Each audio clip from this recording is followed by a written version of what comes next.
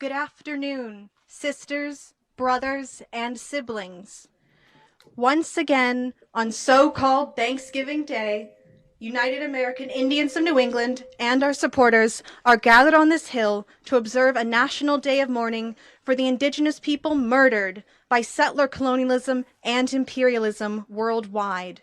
Today marks the 53rd time we have gathered here to mourn our ancestors, tear down settler mythologies, and speak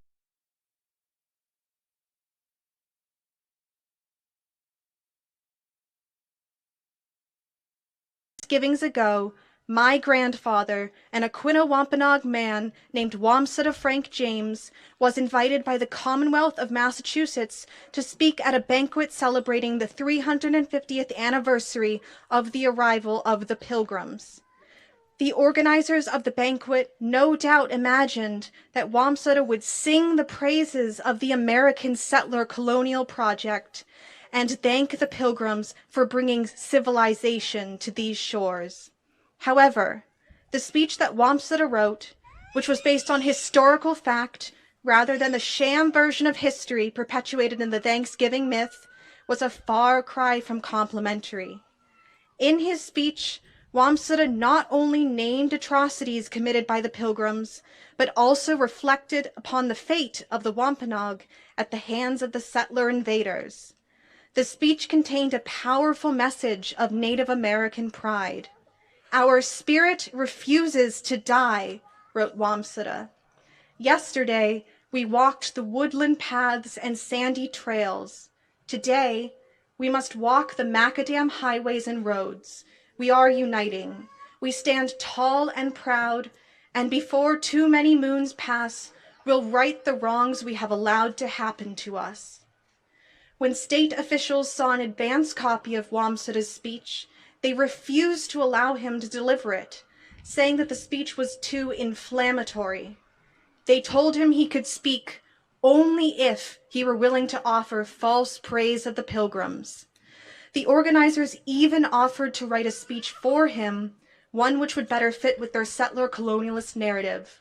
But Wamsutta refused to have words put into his mouth. His suppressed speech was printed in newspapers across the country, and he and other local Native activists began to plan a protest. The flyer for this protest, which was circulated nationwide, read, "What do we have to be thankful for? The United American Indians of New England have declared Thanksgiving Day to be a national day of mourning." On so-called Thanksgiving Day 1970, Wamsutta and members of at least 25 tribes, as well as a sprinkling of non-Native allies, gathered here on this hill and observed the first National Day of Mourning. That first year, my grandfather never got a chance to deliver his speech, although some who do not know our history say he did. Up to 200 Native people and allies gathered on that day. They spoke out about the Pilgrim invasion and conditions in Indian country, marched around Plymouth, boarded the Mayflower too, and even buried Plymouth Rock. One leader of the American Indian movement would later say of the first National Day of Mourning that it is a day American Indians won't forget. "We went to Plymouth for a purpose, to mourn since the landing of the Pilgrims the repression of the American Indian, and to indict the hypocrisy of a system that glorifies that repression." The founders of National Day of Mourning could not have foreseen that generations would continue to gather here year after year, carrying on this tradition. Nearly all of the elders who stood on this hill and organized the first National Day of Mourning are no longer with us, but we feel their spirits guiding us today. We are also thinking today of so many, especially those we have lost during the ongoing pandemic. Over the years, we repeatedly disrupted the Pilgrim Progress Parade, a tradition we continued until 1996. The following year, in 1997, we were blocked on Leiden Street, brutalized by police, and arrested without warning for simply trying to march peacefully. The resulting court case and settlement led to the National Day of Mourning plaque you see here on Coles Hill and the Metacomet plaque we will visit when we march. Consequently, Our organization has never collaborated with pilgrims or their institutions, whether the Mayflower Society, the Plymouth 400 International Colonizer celebrations, or Thanksgiving parades. So, why do so many Native people object to the Thanksgiving myth? According to this myth, the Pilgrims, seeking religious freedom, landed on Plymouth Rock. The Indians welcomed them with open arms and then conveniently faded into the background, and everyone lived happily ever after. The end. Here is the truth. First, the Pilgrims are glorified and mythologized because the circumstances of the first permanent English colony in North America, Jamestown, were too ugly to hold up as an effective national myth. Pilgrims and Indians are a much more marketable story than settler cannibalism. Second, the Pilgrims came here as part of a commercial venture. They didn't need religious freedom. They already had that back in the Netherlands. The Mayflower Compact was merely a group of white men who wanted to ensure they would get a return on their investment. Third, when the Pilgrims arrived, on Outer Cape Cod, by the way, not on that pebble down the hill, one of the first things they did was to rob Wampanoag graves at Corn Hill and steal as much of their winter provisions of corn and beans as they were able to carry.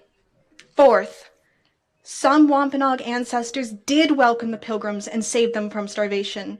And what did we, the indigenous people of this continent, get in return for this kindness? Genocide, the theft of our lands, the destruction of our traditional ways of life, slavery, starvation, and never-ending oppression. Fifth, the first official Thanksgiving did not take place in 1621, when the Pilgrims had a harvest time meal provided largely by the Wampanoag. Instead, the first Thanksgiving was declared in 1637 by Governor Winthrop of the Massachusetts Bay Colony to celebrate the massacre of over 700 Pequot men, women, and children on the banks of the Mystic River in Connecticut. William Bradford of the Plymouth Colony wrote of this event, "Those that escaped the fire were slain with the sword. Some hewed to pieces. They thus destroyed about 400 at this time. It was a fearful sight to see them thus frying in the fire. Horrible was the stink and scent thereof, but the victory seemed a sweet sacrifice, and they gave the prayers thereof to God, who had wrought so wonderfully for them." Subsequent slaughters of indigenous people would be celebrated as a day of Thanksgiving, and yet we are labeled as savages in the history books. So why does any of this matter? It is simple. When people celebrate the myth of Thanksgiving, they are not only erasing our genocide, but also celebrating it. We did not simply fade into the background, as the Thanksgiving myth says. We have survived and flourished. We have persevered. The very fact that you are here is proof that we did not vanish. Our very presence frees this land from the lies of the history books and the myth makers. We will remember and honor all our ancestors in the struggle who went before us. We will speak truth to power, as we have been doing since the first day of mourning in 1970. That first day of mourning in 1970 was a powerful demonstration of Native unity, and it has continued for all these years as a powerful demonstration of Indigenous unity and of the unity of all people who speak truth to power. Many of the conditions that prevailed in Indian country in 1970 still prevail today. In 1970, our average life expectancy was just 44 years. Today, we continue to have the lowest life expectancy of any group in the U.S., and the death rate for Native women has increased 20% over the past 15 years. In 1970, our suicide and infant mortality rates were the highest in the country. This has not changed. We all know that racism is alive and well. All of us are struggling under the oppression of a capitalist system which forces people to make a bitter choice between heating and eating. And we will continue to gather on this hill until we are free from the oppressive system, until corporations and the U.S. military stop polluting the earth, until we dismantle the brutal apparatus of mass incarceration. We will not stop until the oppression of our LGBTQ siblings is a thing of the past, until unhoused people have homes, until human beings are no longer locked in cages at the U.S. border, despite the fact that no one is illegal on stolen land.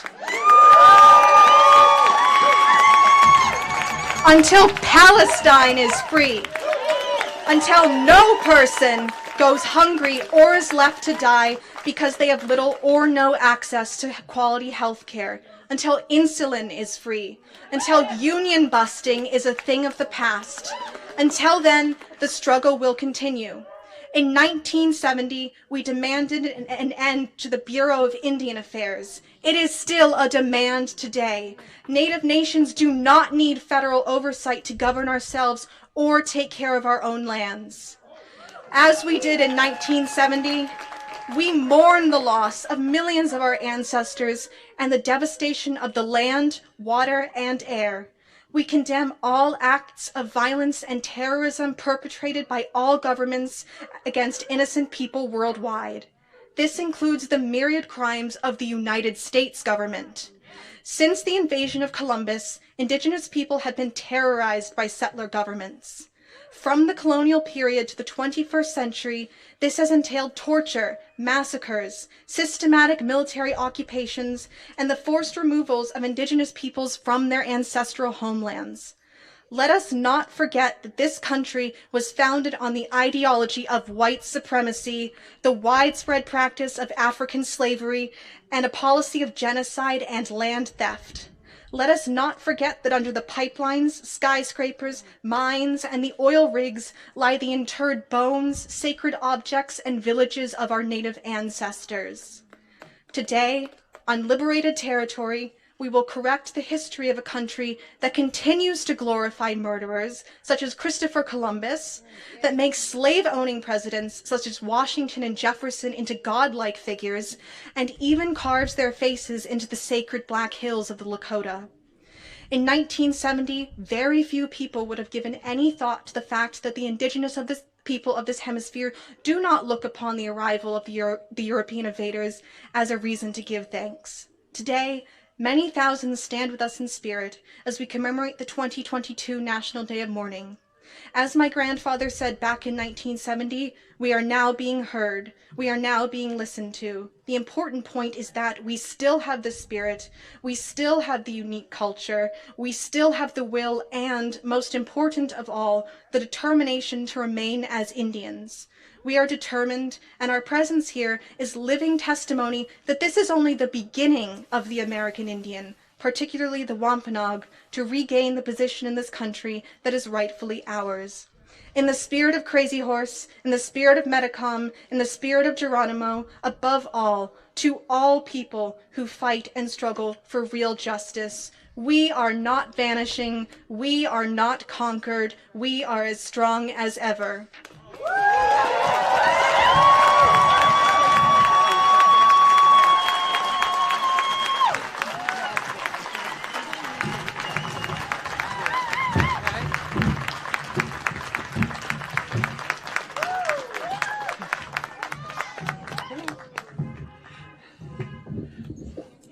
I wanted to let you all know that this is Kimimi Lasha, also known as Kisha James, and who is a member of the Aquinnah Wampanoag tribe and is also Lakota.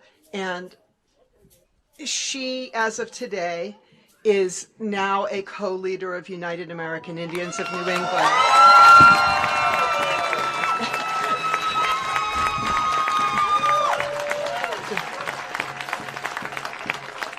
I want to be clear that this is not some kind of hereditary position just because she belongs to the James family. It's because of her literally lifelong dedication to fighting for Indigenous and other peoples, because of her bravery, because of her gift in speaking, because of all the leadership that she's shown, and also because it's really important for youth to be in the leadership of all of our organizations.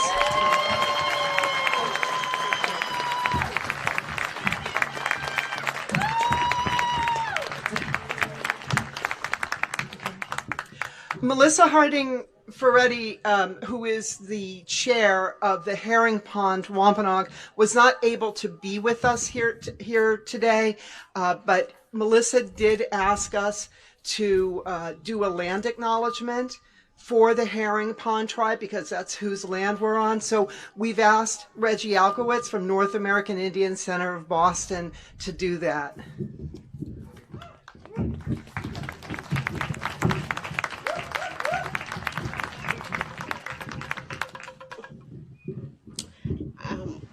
I've been asked to offer today's land acknowledgement. Today, land acknowledgements are used by Native peoples and non-Natives to recognize the first peoples of this land, who are the original stewards of this place where we live. Today, I will offer a condensed version of a much longer acknowledgement. Today, we give thanks to this sacred place at Pawtucket, what is known today as Plymouth.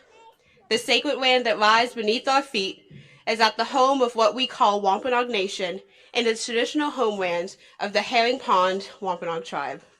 We have called this land home for thousands of years.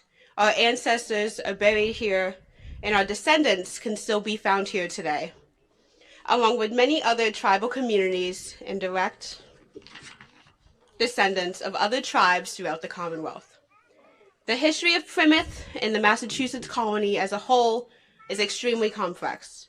What happened here on these lands impacted all Native nations across New England and spread far and wide across this country and into the Canadian Maritimes. The spread of colonialization resulted in armed conflict, murder, assaults, enslavement, dispossession of land, and was a direct assault on all Native cultures and lifeways. As you begin your event here today, may you never forget the first people of this land.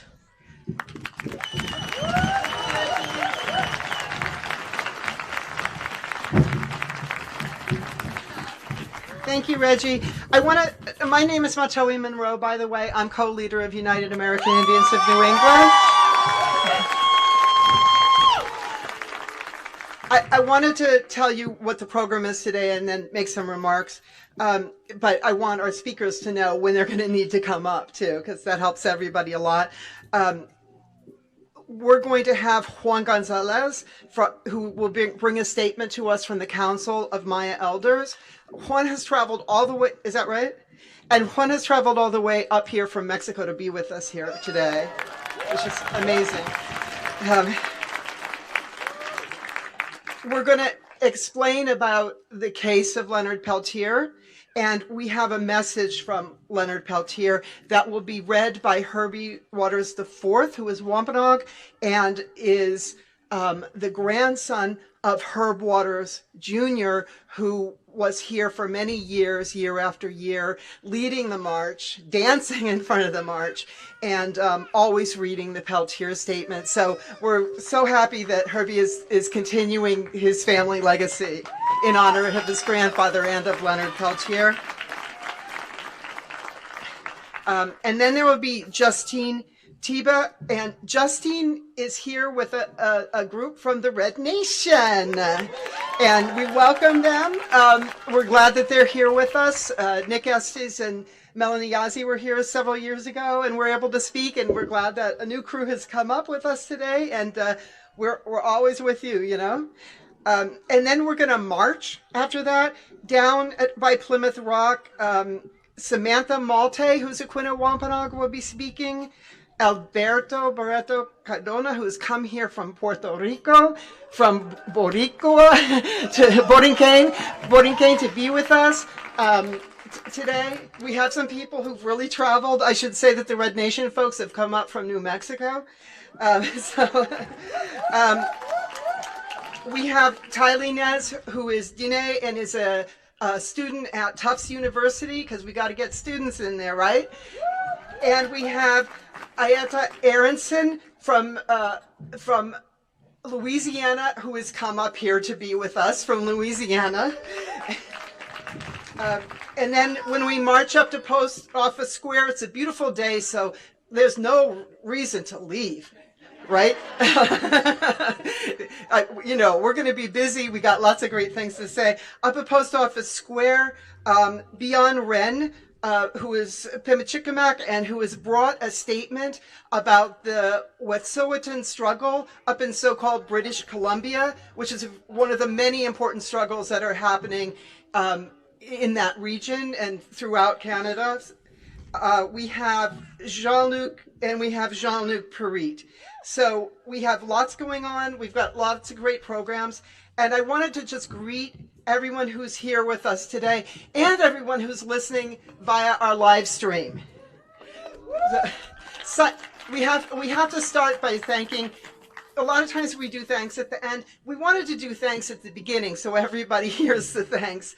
And we wanted to make sure that Sunny Singh from Hate 56 has been supporting National Day of Mourning for a number of years. He is the genius behind the live stream. Having the live stream is incredible because it means that people who can't be here for whatever reasons can watch and listen and be part of National Day of Mourning.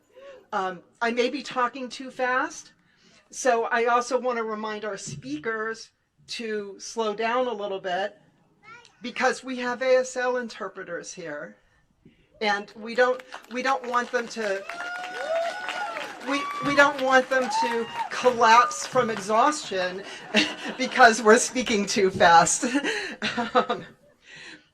You know, this crowd is amazing. There are people from a lot of different indigenous nations here, and it gives us strength to be together today. I also have to note that we have people who came from New York today, largely from the Haitian and Puerto Rican diaspora community, Taíno, Boricua, and we love having them here. They bring amazing energy, and we're so grateful that they get up crazy early in the morning to take a bus and be here with us. We want to acknowledge that our Palestinian siblings who are here today.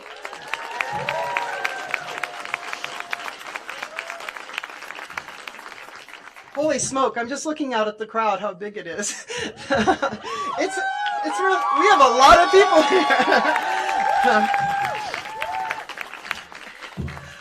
We're grateful as always to be here with our Black siblings because our liberation is intertwined with yours. And with our Asian, South Asian, Latine, and white allies who are all here with us today. Thank you so much. You know, it's important for you to be here in solidarity with Indigenous struggles. And, you know, I think we get so separated in these times. I think the dominant culture here separates us. And, you know, people really yearn to be in relation with each other and with the earth. And that is what we need in order to address the destructive systems that are hurting so many of us. And I want to thank the ASL interpreters, Chris Robinson, Joan Watman, Stephanie Hakulin, Joe Toledo, and Stephanie Clark. That's Joe right next to me, so he can give himself an extra shout out. Okay. We want to welcome the members of the deaf community who are here with us in person, and all of those who will be watching on live stream. We also send big hearts to our kitchen crew led by Linda, Eddie, and David. We were not able to have a sit-down social yet because of ongoing COVID, but they have made box lunches that everybody will be able to get at the end after we finish the march and the final rally. So we're really grateful to all their hard work. Our sound crew with Steve, Sam, and Emma, and all the artists who worked on restoring some of our old and very beat up banners. Last but not least, we do want to thank all the marshals who have been working hard and who are here to ensure safety today. That's very important. Thank you.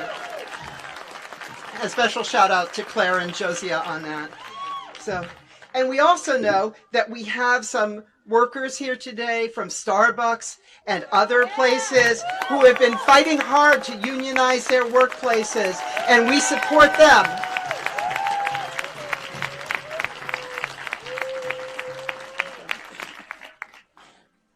You know, we have a lot of positive things happening in our communities, but this Thanksgiving Day is a day of mourning.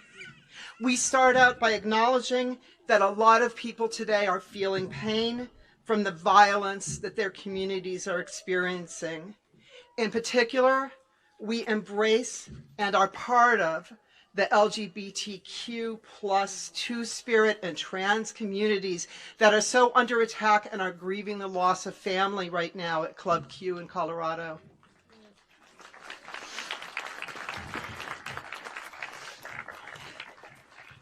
As usual, we have a lot of things to talk about at National Day of Mourning. Some of our speakers today are Indigenous people whose nations are on the front lines of the climate crisis, as are Indigenous peoples in multiple continents, suffering from floods, extreme heat, melting, the impact on animals and fish and plants.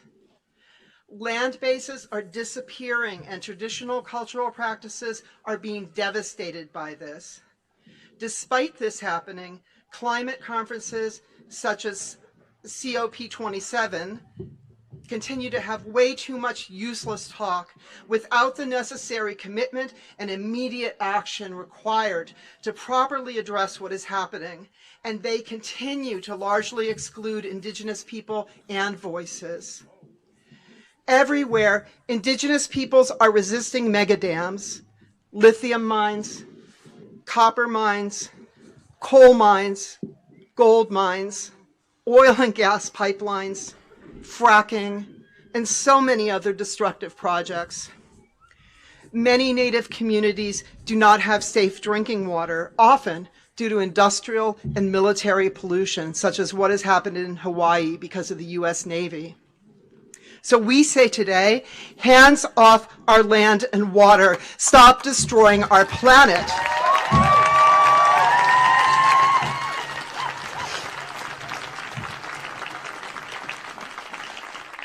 Right now, many of us Native people in this country, really all of us, are closely watching the attacks on the Indian Child Welfare Act, also referred to as ICWA, which is intended to protect Indigenous children from being removed from their communities. The Supreme Court ICWA appeal is backed by energy companies and evangelicals. They are viciously attacking Indigenous sovereignty, our nations, and our families in an effort to steal yet more Indigenous land and return to the days when about a third of Indigenous children were being taken away from their homes and tribal communities to be adopted into non-Native families. Along with concerns about ICWA is the blunt fact that Native children are at least 4 times more likely to be in foster care, with those numbers even much higher in some areas. We continue to join with those demanding the identification and return of the remains of thousands of Indigenous children who died at the residential schools and boarding schools, so-called schools. Schools shouldn't have graveyards. Sponsored by Canada and the United States in order to kill the Indian and the child and destroy Indigenous communities. So we say today, hands off our children.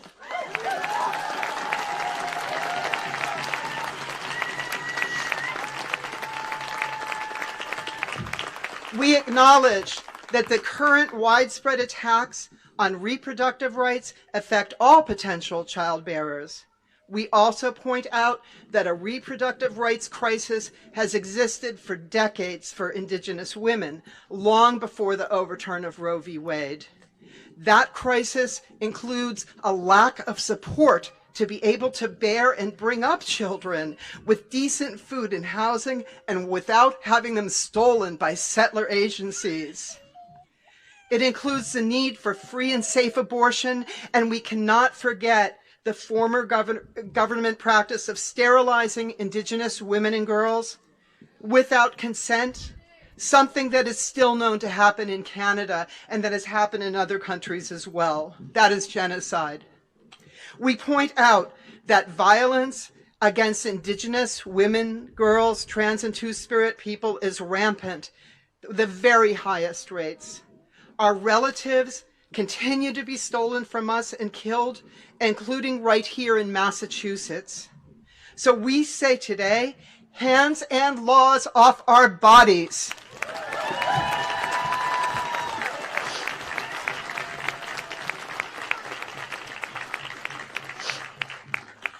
Museums and other institutions around the country, from Harvard to Berkeley, continue to hold onto our ancestors, by which I mean skeletal remains, skulls, hair, funerary items, and more.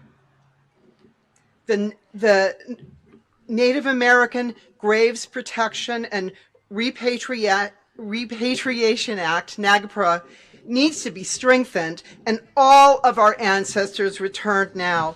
We cannot rest until that happens. So we say today, hands off our ancestors.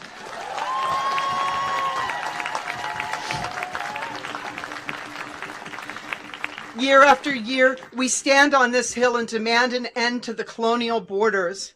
We demand that ICE be abolished and that Customs and Border Patrol stop detaining undocumented migrants. We think not only of the tribal nations whose homelands have been divided by the arbitrary settler colonial border, but also of the many thousands of Indigenous and other people impacted by U.S. policies that have led them to flee their home countries, and of the Haitian and other relatives who are denied entry or deported by border control. So we say, hands off our relatives.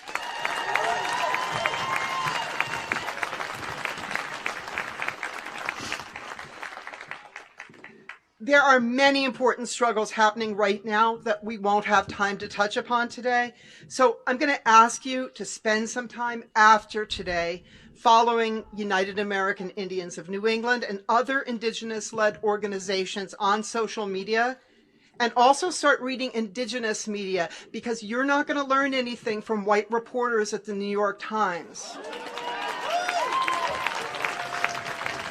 I say that because it's 2022 and the New York Times still does not have a single Native reporter on its staff. But we want you to learn more about Indigenous movements here and internationally, and what you can do to support them. So please try to educate yourself further after today. We really do a lot of education, all of our organizations, so please take advantage of that.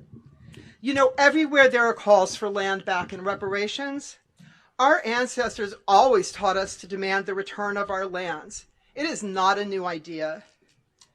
The land and water are in our blood and bones, part of our bodies, and we have never forgotten that. So ensuring that Indigenous peoples around the world can manage the land and water is documented to be much better for the earth. As part of urgently needed first steps, not last steps, but first steps to achieve justice and address climate change, let's ensure that no projects can go through any Indigenous nation's land without free, prior, and authentic informed consent.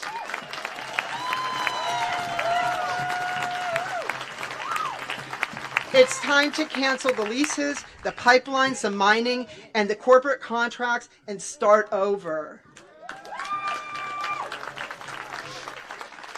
Take all of the land that is currently being mismanaged by settler governments, such as the national parks, and hand it over to Indigenous nations to caretake that land. That would mean the restoration of millions of acres. It would also mean the end of the desecration of sacred sites, such as the Black Hills. Land back needs to happen internationally. Okay, let's move on with our program. Thank you.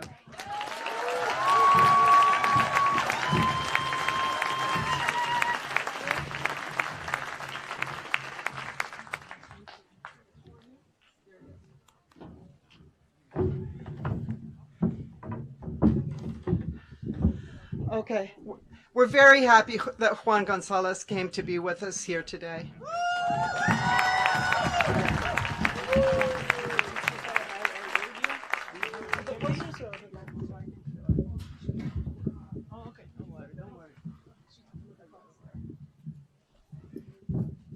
Good morning, everyone. Beautiful day. The Creator is blessing us with a beautiful day, especially in this sacred land of the Wampanoag.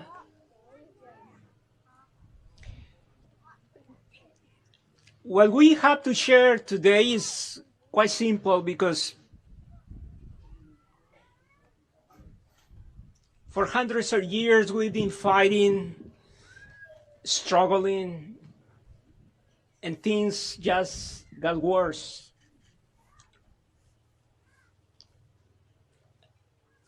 The right-wing racist or groups in this planet are very busy working in this continent.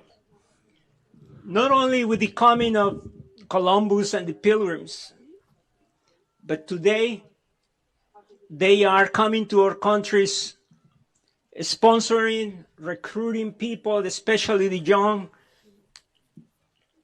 to indoctrinate them, to brainwash them with their ideologies.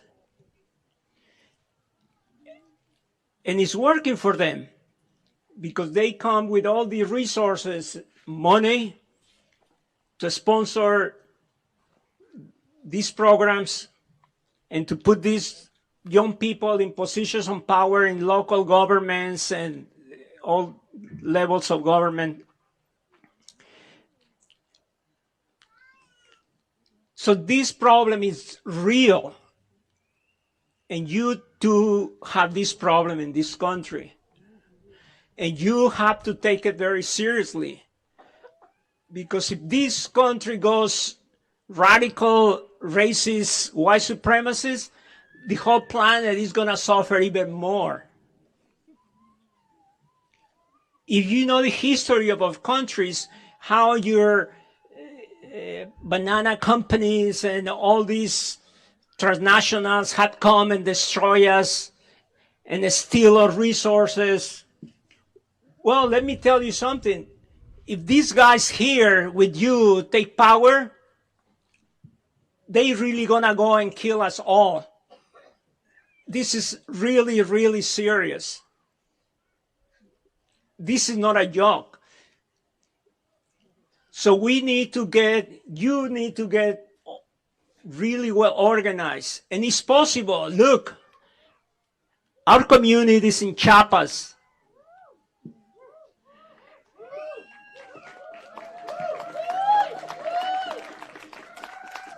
If you can declare yourselves autonomous and cut off all the links with the federal, whatever government, and start from scratch, is possible. It's possible.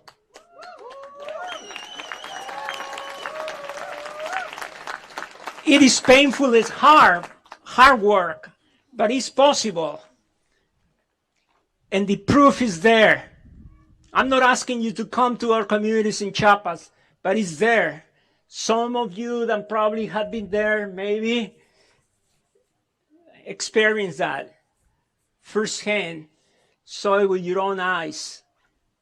It's possible. Making a better planet is possible. Don't give up on that.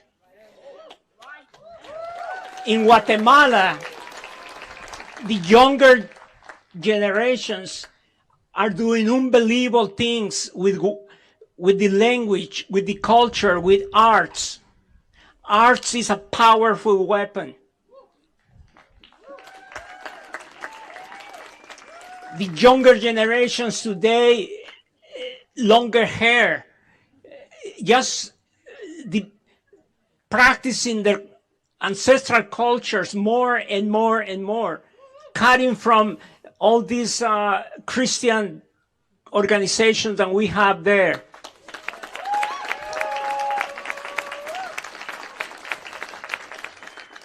So I just want to thank you for you that came here today, which shows that you care. You care, and we must care for each other and from our Mother Earth for this creation. And let's have it very clear. These are dangerous times. This is nothing funny. But you know what?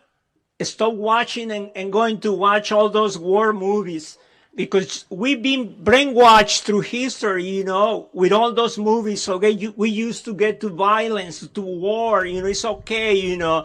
You have the superheroes. Where are the superheroes? So stop giving your money to these companies.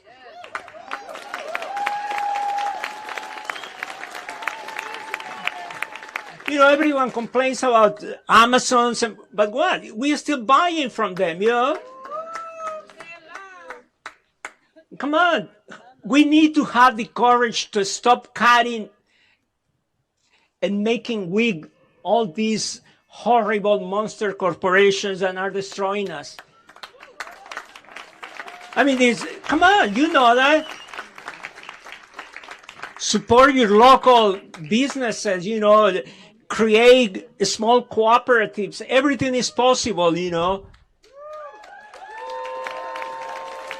So again, thank you so much for being here. Believe me, it's possible. Zapata vive! La lucha sigue! Zapata vive! La lucha sigue! Zapata vive! La lucha sigue, sigue, sigue. Mahtowin.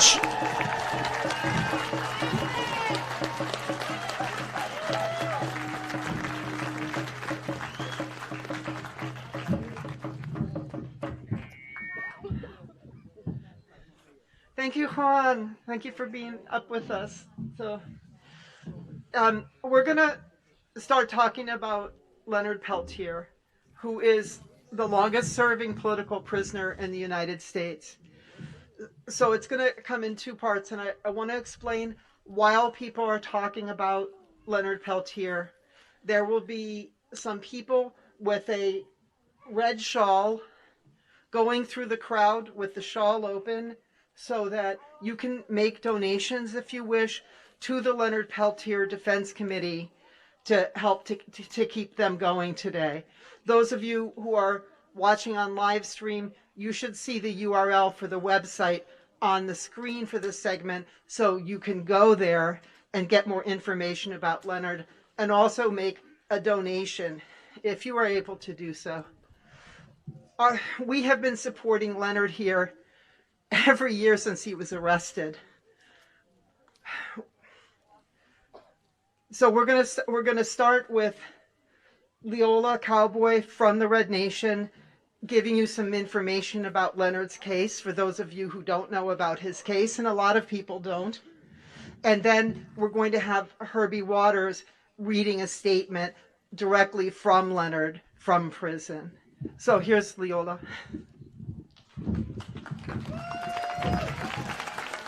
No, it's not.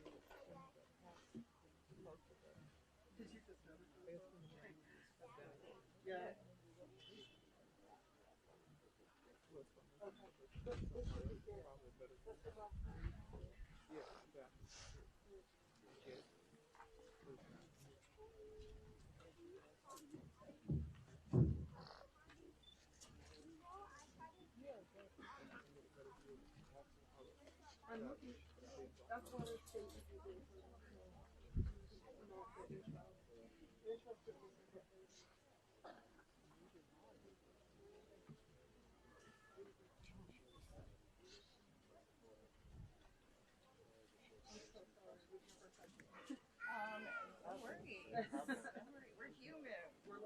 We're human.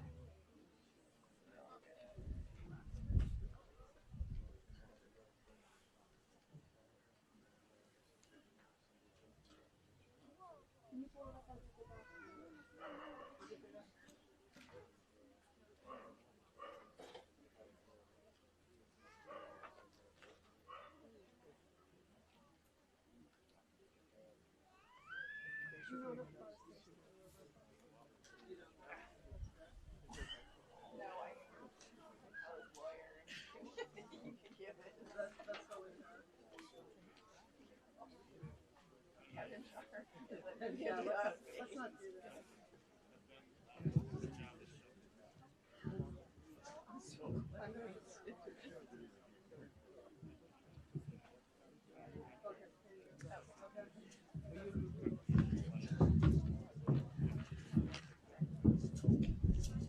Yacht Dinè. Hi, hello everyone. And my name is Leoyla Cowboy, and I'm from the Dinè Nation in Bread Springs, New Mexico. So, oh no, this is the same one you gave me. Yes. Okay. So unfortunately, we don't have the one sheet piece of paper to update you all on Leonard's case. However, we are all fighting to get Leonard out of prison.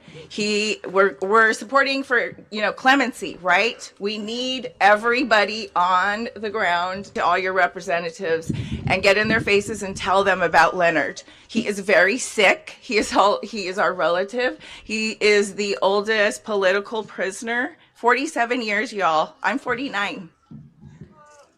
Okay? I do this work. I support our Indigenous political prisoners because of the fact that they are standing up for these lands in ways that we could never imagine, right? A political prisoner. Have you all been to a federal BOP prison? It is horrendous for him to be in there for 47 years. And this is what we do. This is what we do as Indigenous people. We will die to protect our lands, our water, one another. We all have to come together. We have to get him out of prison. It's the time. The time is now. I don't know if you all have been updated, but I recently just came from DC and I went to a book event, and it's just amazing what is coming out about this case. We understand that settler colonialism is alive, right? It has taken over our lives in so many ways. It is now. We have to dismantle it. In every way, we can't let anything continue. All of the ignorance. A political prisoner. Leonard needs to get out, you all. 47 years is just... They're using him, right? They're saying he did something he didn't do. And this is very typical in the United States. We need to speak up against these lies. It is very simple. You start at home. You tell your kids, this Thanksgiving, we do not celebrate. But we'll talk to each other about Leonard Peltier. Tell your kids about Leonard Peltier. Like I said, I don't have his latest update. I wish I did. I know we're really close to getting him out. If anybody has a better update, like, feel free to come up, right? Okay. But look, there's numbers all around you. You all need to do your work. This is all about Leonard. I came here for Leonard, honestly. I support political prisoners. Like, look me up, Leoyla Cowboy, Indigenous political prisoners. You all are it. Like, we all have to stand up for these lands. Look at this stuff around us. This is absolutely insane. I'm just like, I haven't even processed this, you all. Like, thank you so much to the Red Nation. I love you, family, like, for bringing us up here. Like, we're never going to stop fighting for clemency for Leonard Peltier. I'm out here dismantling settler colonialism in every way I can. So come with us, the Red Nation.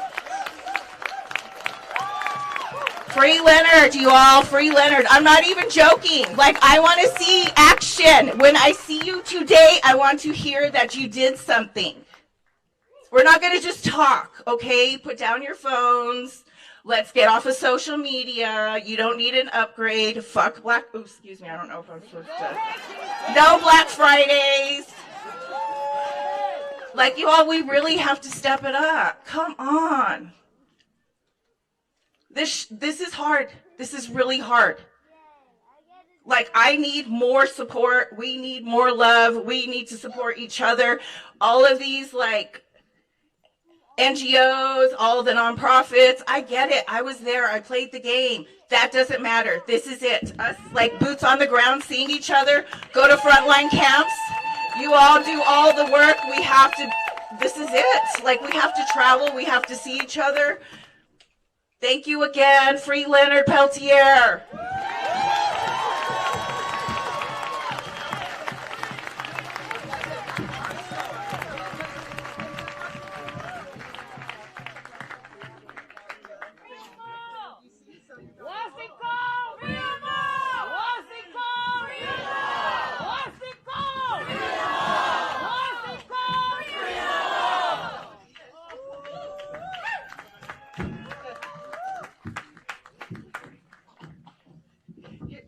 Here's Herbie Waters. This is really going. I don't know what's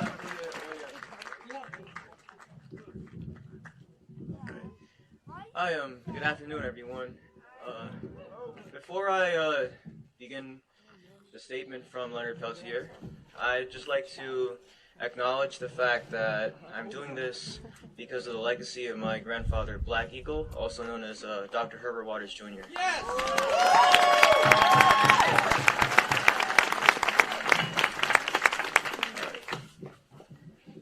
Greetings, my relatives, friends, loved ones, and supporters. First, I want to say how deeply grateful I am that you would want to hear what I have to say. It's an honor to be with you in spirit, though I am far away. Being my age and having spent these many years in prison plays on your heart to the nth degree. I am here because I wanted to make a difference for our people, and I want to encourage others to do the same. My heart has not changed, and my intentions have not changed. The love and faith I have in our future generation has not changed. All the world now faces the same challenges that our people foretold regarding climate damage being caused by people who take more than they need, dismissing the teachings of our fathers and the knowledge of countless generations living upon the earth in harmony. I may sound a bit dramatic and sensitive, but after all these years and the 78 journeys around the sun, I often feel and think that I should speak my mind and heart to whomever I can, whenever I can. Because at my age, you never know if you are going to live another 20 years or 20 minutes. Our people have been through a lot. Generations have been imprisoned, beaten, murdered, dispossessed of our lands, and they fought so we might live. We are proud of our ancestors. I have tried to make the best of my time upon the earth in my given circumstances. To say the least, this has not been an enjoyable life journey, but I am proud to have been given a chance to stand for our people. I encourage you to do the same. I'm not a speaker, but I have spoken. I am not a leader, but I have led.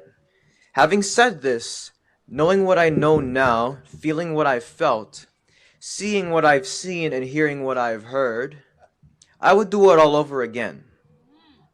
For, as our ancestors loved a future for us, I love all people who have walked upon this earth. I recognize her as the greatest manifestation of the Creator, and she should be recognized as such. On this day of mourning, I encourage you, with a hopeful heart, to continue to gather and have ceremony in remembrance of all our people, especially those who have given their lives so that we might live. Each of you has within you the potential to make a difference in the world. Each one of you has the opportunity and ability to do one act of kindness to someone in need, and one act to make the earth a better place for all life. I, with the help of others, have started a food forest movement. We encourage all people throughout the earth to plant at least one fruit-bearing tree.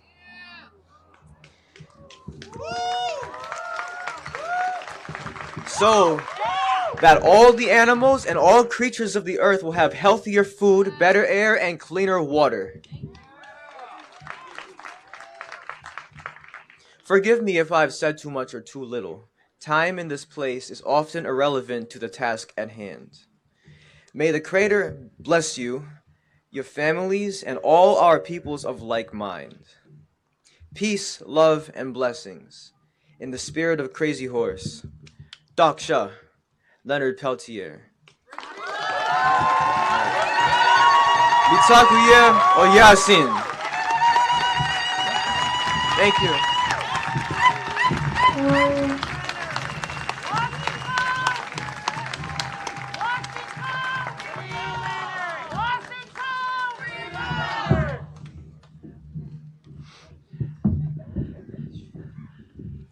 Herbie, by the way, is a student at Boston University. It's wonderful to see all of our Indigenous students coming forward to take part in National Day of Mourning, to be leading movements, to be fighting for all of our Indigenous peoples. And it's really moving that Herbie has taken over for his grandfather in reading this statement every year.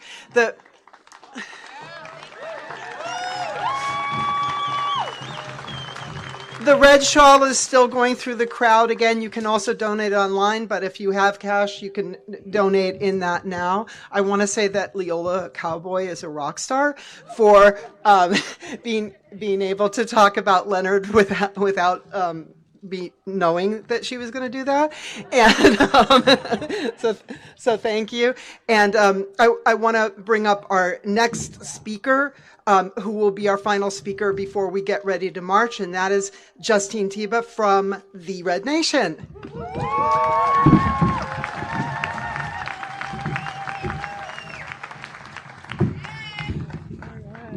Obeakindi.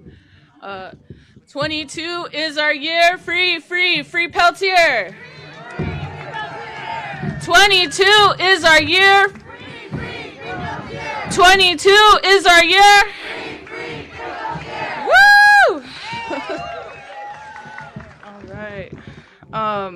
Obeakindi Senkitamu Navitela Kalan Kapo Winge Tesuque Winge Hera Akui Wediomu. Good afternoon, everybody. It is my honor to be here. My name is Justine Teba. I am from the Pueblos of Santa Clara, Tesuque, and Acoma, which are all tribes in New Mexico in the Southwest. We've come a long way to be here with you all.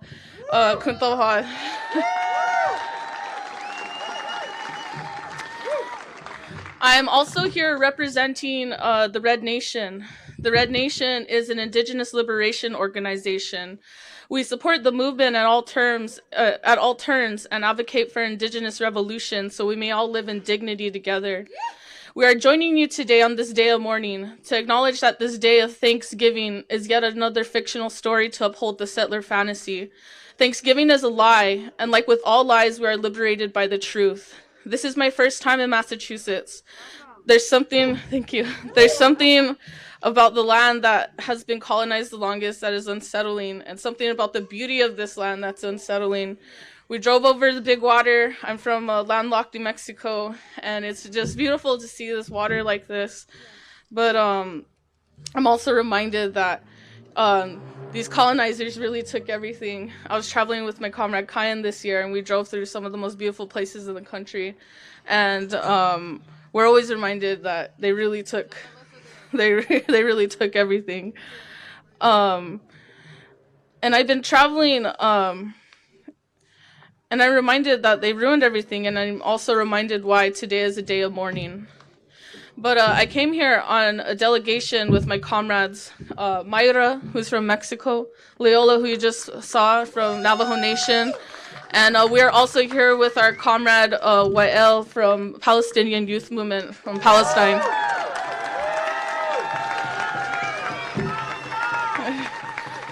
Free, free Palestine!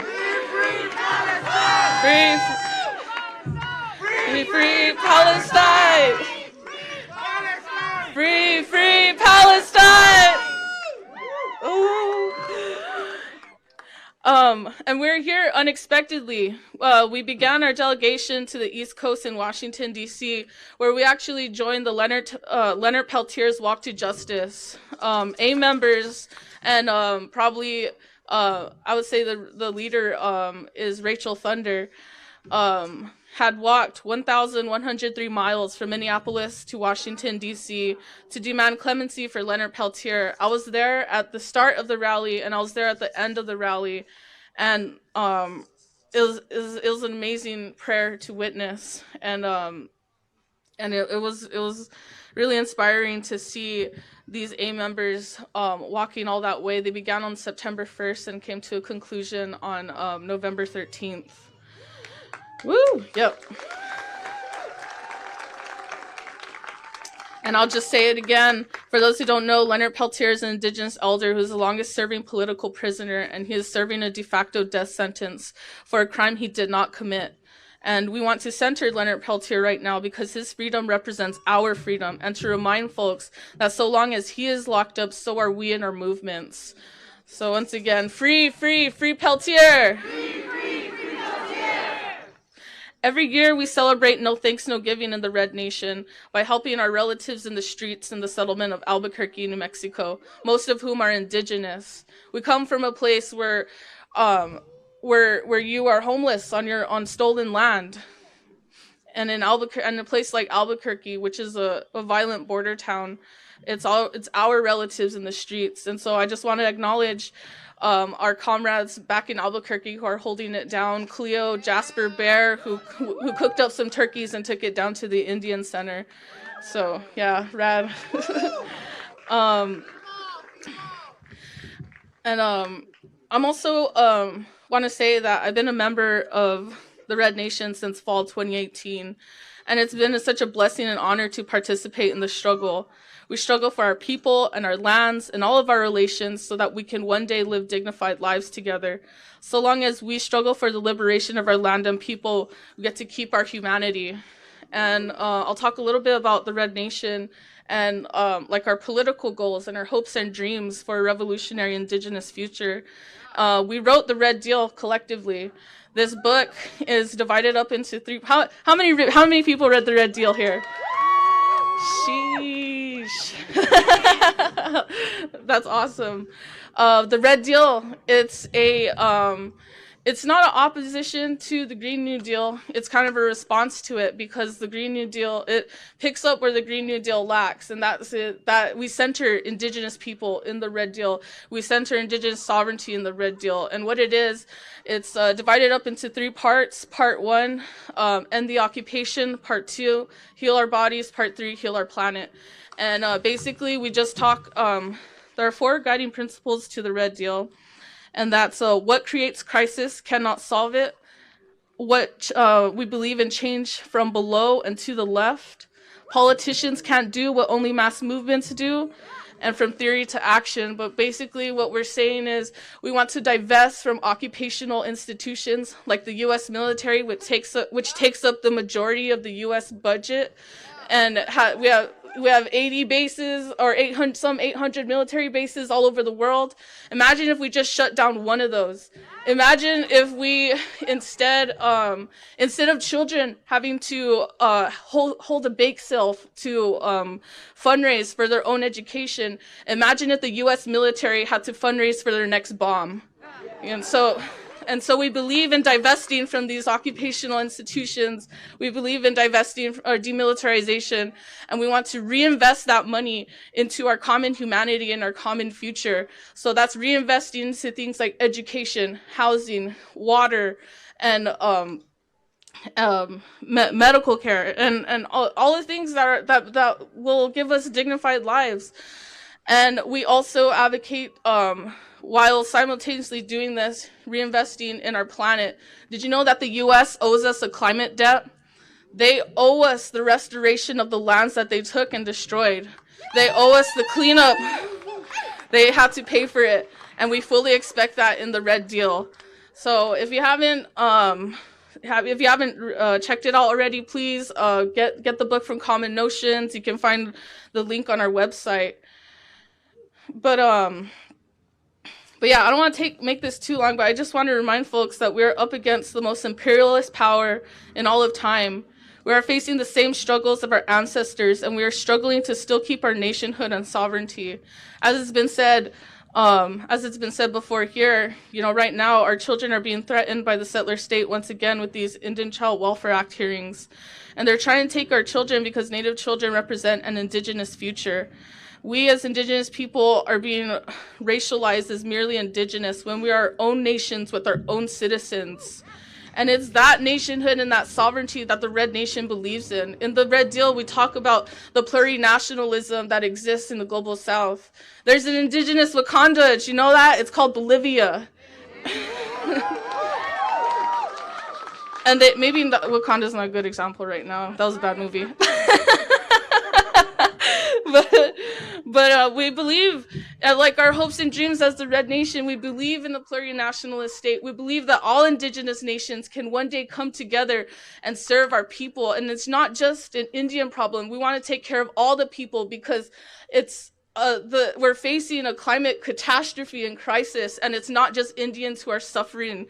We need to reinstate stewardship of the land to those who care for it and those who are the caretakers and keepers of these lands and people, and that's Indigenous people all over the world.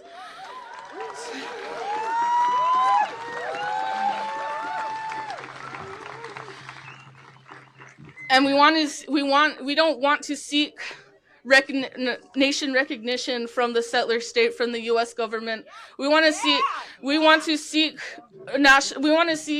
our recognition from other Indigenous nations, like those in Palestine, those in Bolivia, those in Hawaii, and our nation-to-nation relationships here in Turtle Island. We should all be banding together to create an Indigenous revolution so that we may see a future.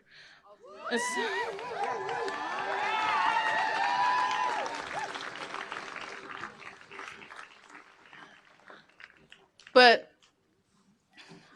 I think I'll stop there because I'll go on forever. So I just want to end with until land back, until revolution and liberation, in solidarity and love, the Red Nation.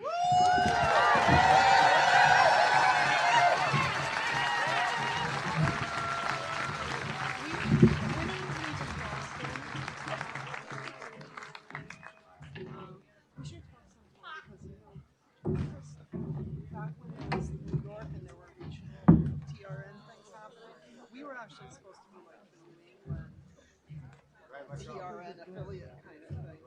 So we should talk sometime, okay? I'm sorry, yeah. I'm gonna get your info before I leave. All right.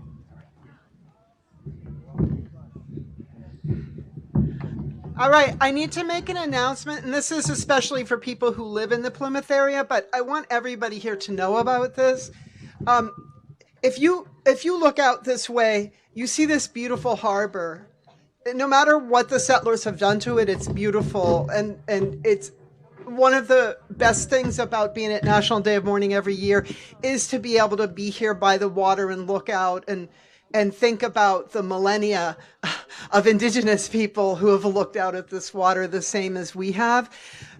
So we wanted to let you know that there's a nuclear power plant near here called the Pilgrim Nuclear Power Plant. And and it has been shut down. It's being decommissioned. And here's the problem, and why I want to talk to you about it today is because the company that's doing the decommissioning is named Holtec, and they are planning to break the law and dump more than 1 million gallons of radioactive and chemically contaminated water into Cape Cod Bay. So people in the region, especially in the Plymouth area, our siblings at the Herring Pond Wampanoag tribe, other people have been fighting against this because that shouldn't be allowed to happen. It's clear that's a terrible thing to happen for everyone who's here and for everything that lives in the water. So they've been having a series of rallies, and we want to let you know that if you are in the Plymouth area on Monday, November 28th, there's a rally and a speak out beginning at 5 o'clock at Plymouth Town Hall. So if you're in the area, or if you're in Plymouth area listening to this right now, go outside Town Hall at 5 o'clock on Monday, because everybody who needs to turn out to try to push this back. Massachusetts Governor Baker has refused to do anything about it. And in fact, he vetoed the possibility of there being a lengthy study about this happening. So he's useless. Let's just say that. Okay. So is everybody ready to march? You bet you are. All right. So I want to explain about the march. We try not to march super fast in the front because we want to make sure that people who can't walk quickly can still be on the march with us. So the marshals will keep telling you to slow down here and there, that kind of thing. We want to ask for Indigenous, Afro-Indigenous people up front, Indigenous and Afro-Indigenous people up front for all the lead banners, and everybody can get behind. And they are forming up now over at this Chantal's bus over here. There's a charter bus over here. And so people are starting to form up now. So we are going to march down to Plymouth Rock, what we call Plymouth Pebble, which has also being referred to as the most disappointing thing to visit in Massachusetts.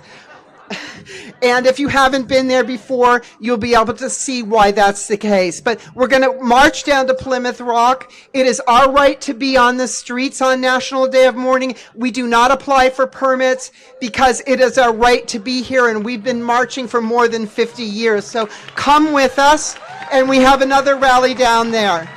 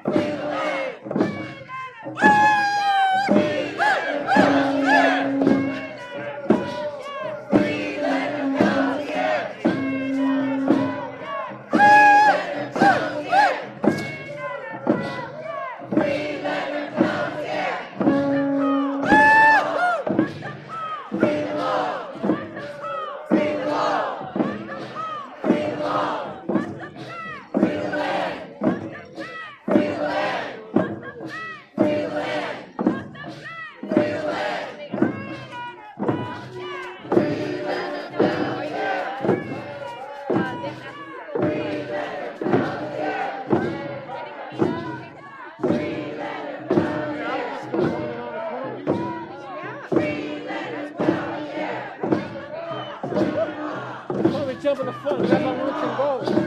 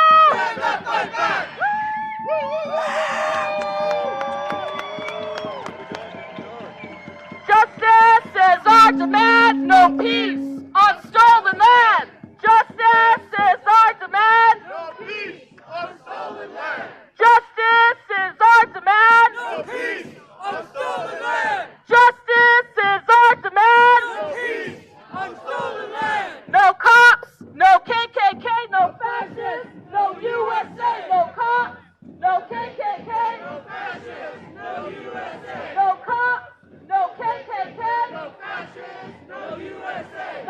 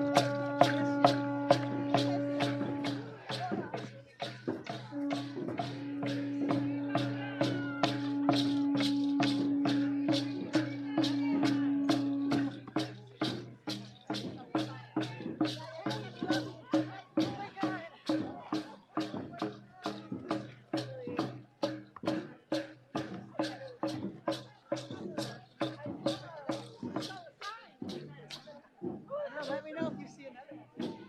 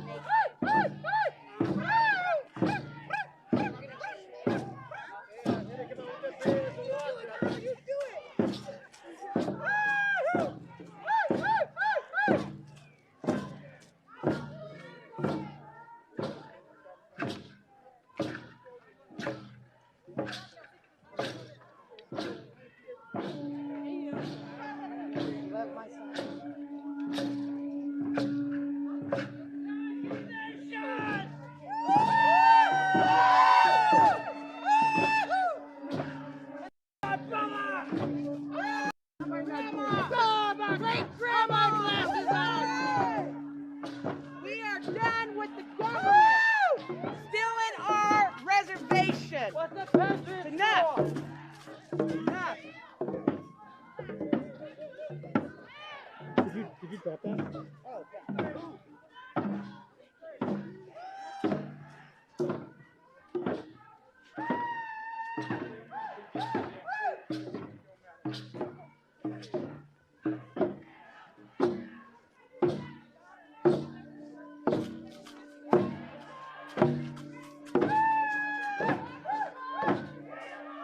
Oh, we'll walk him up. I'll go the other side.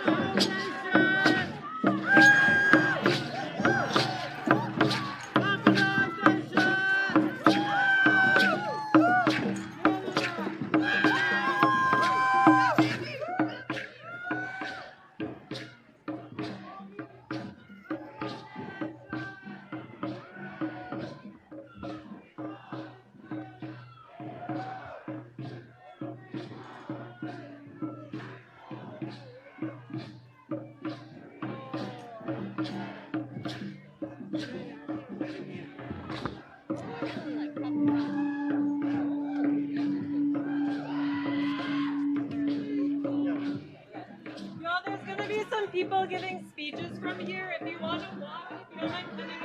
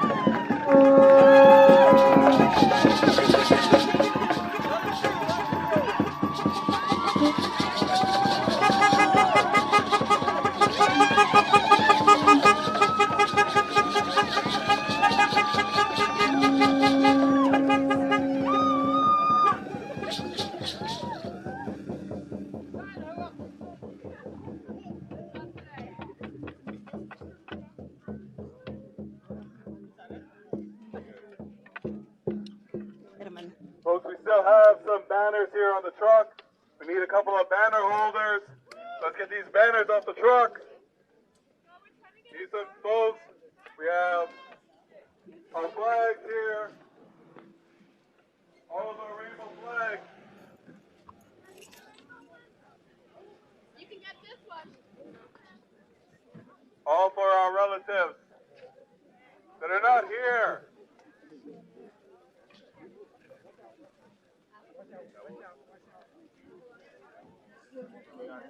Got a couple more over here. Here we are. All right. Where you want us, Steve? We have a lot of people with us today.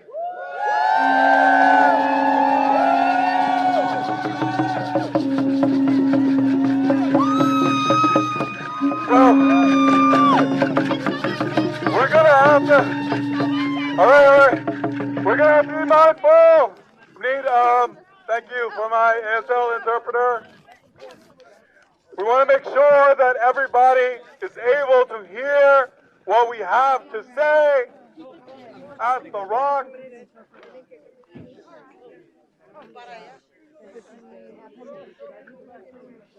We're good on the banners. Two more people, please. Got two more people, call for two more people, all right. Thank you so much. We are here gathered as our people have done for over 50 years.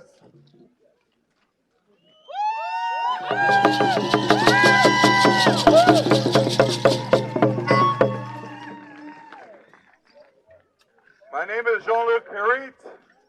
I am from the Tunica-Biloxi tribe of Louisiana. All right, we're getting better on the sound here. All right. Well, we're doing a sound check. I want to get a little bit of the people's mic. So I want folks, I'm going to say, Plymouth Rock, what a crock.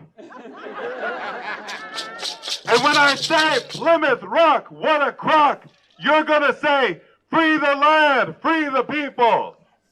Plymouth Rock, what a crock. Free the land, free the people. Plymouth Rock, what a crock. Free the land, free the people. Plymouth Rock, what a crock. Free the land, free the people. Plymouth Rock, what a crock. Free the land, free the people. Plymouth Rock, what a crock. Free the land, free the people. Plymouth Rock, what a crock. Free the land, free the people. Thank you.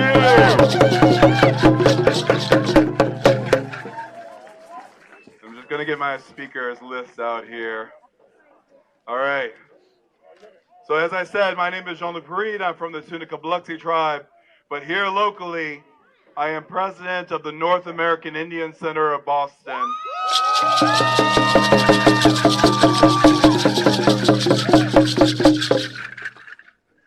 And as we have done for over 50 years, we were first founded as the Boston Indian Council going back to 1969, and we are privileged to be here standing with our close partners, United American Indians of New England,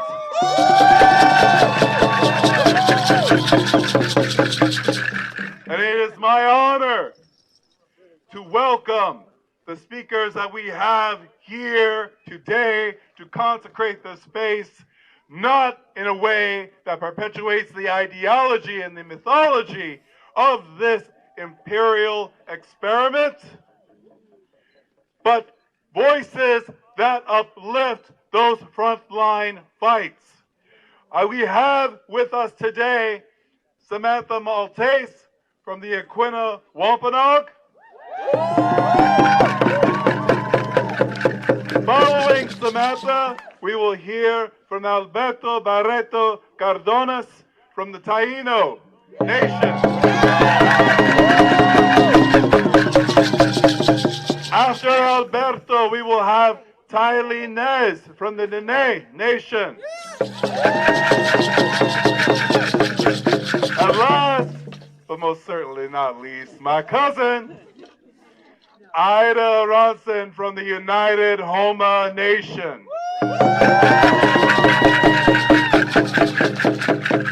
Much Samantha, I give the word to you. There we go. Can you guys hear me all right? Close enough? All right. Uniki Suck, Natasui, Samantha Maltese, Nutamas, Aquinnah, Wampanoag. Hello, everyone. I'm so thankful to be here. My name is Samantha Maltese. I'm a member of the Wampanoag tribe of Aquinnah, located on the island of Nope. I'm so grateful for the organizers for inviting me out for the third year in the row to speak. So give a round of applause.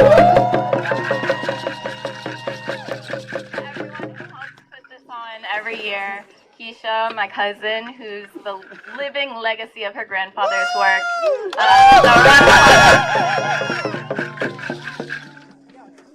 So I want to start off with a story because natives are great at telling stories. And this is a story that's one of my favorites. It's called The Legend of Masha, and it's how we came to be on the island of what is now known as Martha's Vineyard, what is traditionally known to us as the island of Nope. And so Masha was a giant amongst men. He was a caretaker and a protector of our community. And as such, he was able to feed us and keep us safe on the island. And doing so, being a giant, he would pluck whales from the ocean and slam them against the Gayhead cliffs, painting them shades of red with the blood. And then he would cook the whale meat, and the coal would drift into the of the blubber that remained. And so when you go to Martha's Vineyard and you see the Aquinnah Cliffs, you can see this story painted on the face of our landscape, and it keeps that story for generations to come. It's a way that we interact with the world, the way that it preserves our culture, but also informs our future generations. So, you can imagine when I was told that Native Americans came over a couple thousand years ago on an Alaska land bridge, that the stories weren't adding up. Masha, being a giant, dragged his big toe and cut the island from southeastern Massachusetts apart and filled it with water, and that's how the island created its own form. That's how we got there. And so in school, I was confused. I was sad and upset, and I didn't know if it was my community or my textbooks to blame. The Massachusetts public school curriculum taught me that American history began with the arrival of pilgrims in Plymouth, greeted by benevolent Indians who conveniently disappeared after Chapter 1. They were wrong. But I was confused, to say the least, and I was also upset because I knew we still existed, but I didn't realize until I was older that we weren't supposed to, not according to the founding fathers and the great American experiment that they designed. Am I too close to the speaker? There we go. More into the microphone. Oh, got it. Closer, yep. Nice, okay. Because of this story, another time in 5th grade this happened, when we were putting on a play, and the lyrics went along the lines of, "We've been on this land for hundreds of years."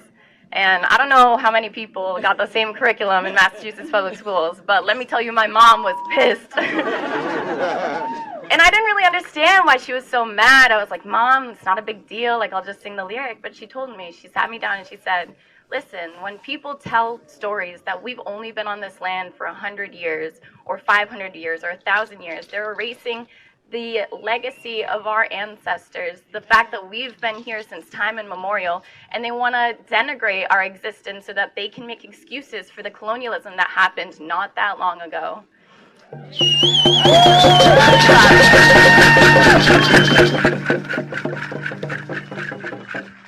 So in no small part due to my mother, I started to learn that our erasure was a remnant of collective forgetting, a desire to forgive colonialism's necessary evils so that we may be stuck in Chapter 1 in history books with no legal claims to the land, no victims of the country's original sin that we need to owe reparations to. So we started asserting ourselves through small acts of sovereignty. Sovereignty like being here today and existing, coming to demonstrations like this to show that we are still here.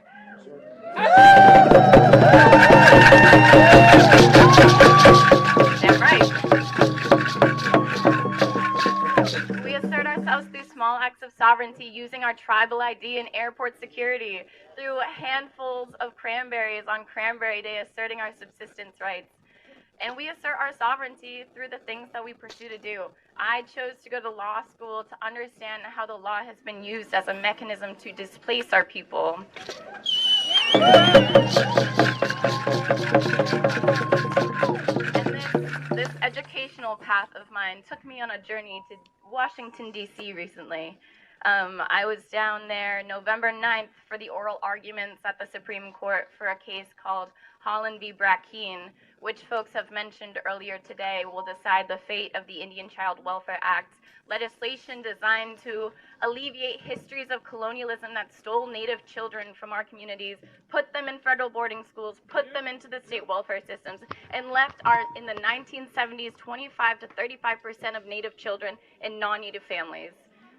Congress passed the Indian Child Welfare Act in recognition of tribal sovereignty, and now a law firm who represents big oil is trying to undermine tribal sovereignty and to steal Native kids and to get the Indian Child Welfare Act struck down.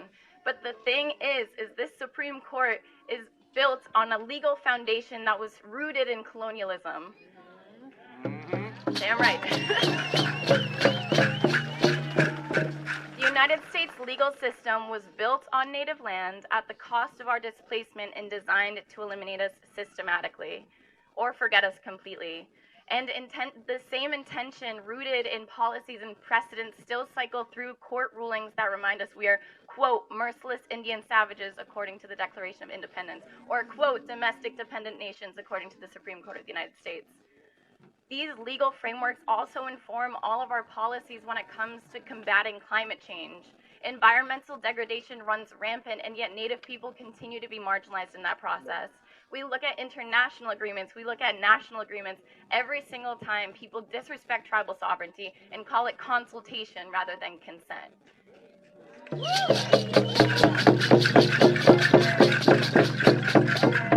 But the fact is that Native people are the best stewards of the land.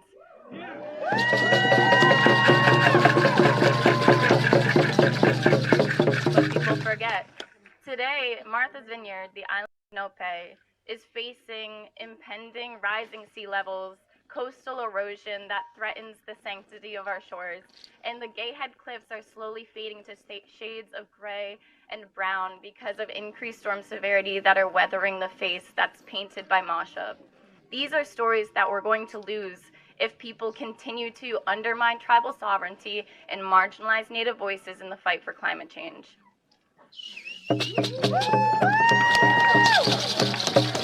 But I don't want to leave you all with an impending sense of doom, because there's so much good work being done. And today is not just simply a way to remember history, but to assert ourselves as the resilient people who are fighting these legacies of colonialism every single day.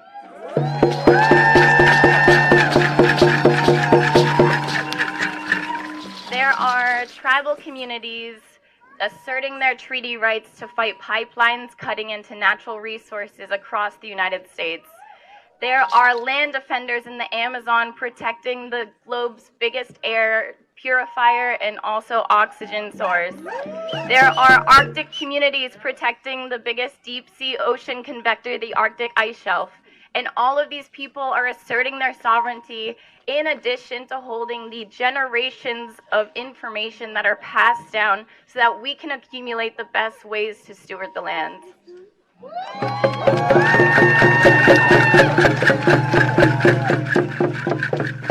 So once again, I leave you all not with any impending sense of doom, but a call to action to uplift tribal sovereignty and support our communities, to pay attention to what the Supreme Court is saying, but also recognize that they don't get to decide what tribal sovereignty is.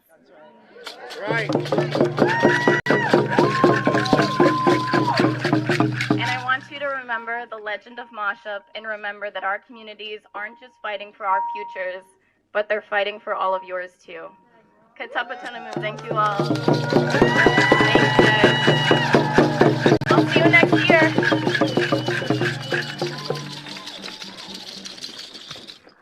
Thank you. We're just going to give a second here for our next speaker to come up. Down with racist SCOTUS rulings. Hands off Native kids. Down with racist SCOTUS rulings. Hands up, Native kids. Down with racist SCOTUS rulings. Hands up, Native kids. Down with racist SCOTUS rulings. Hands up, Native kids. All right. Thank you. Now it is my honor to welcome Alberto Barreto Cardones from Taino Nation.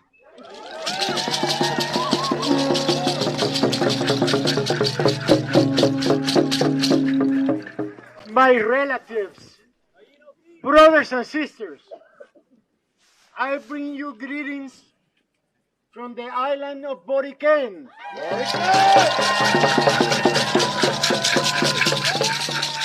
And I bring you greetings from the Boricua people, the indigenous people of Puerto Rico.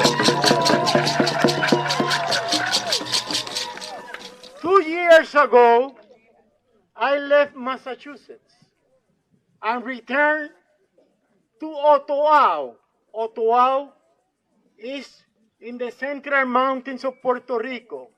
Otoao is a word, an Indian word, of our chief, Chief Otoao. That is the name of the town.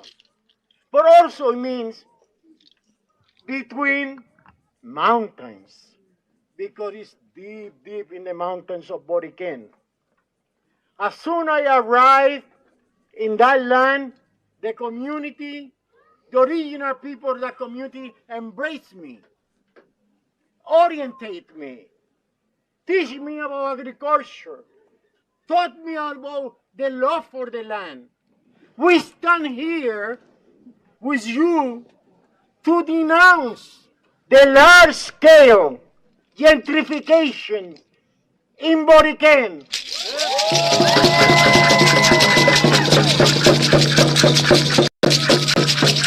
There is an orchestrated plan to leave Boriken without Boricuas. They want to push us out. We say no to capitalist greed. We say no to colonialism. We say no to imperialism.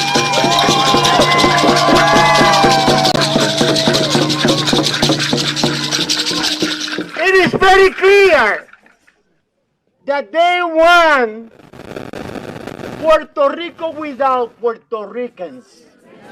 No. It is very clear that Wall Street is behind this. Yep. It is very clear that imperialists are behind this. But today, as I see you marching here and demonstrating, I take with me your fighting spirit. And I take it with me as soon as I take the airplane in Puerto Rico. I will bring you greetings there. I will bring you love there. I will bring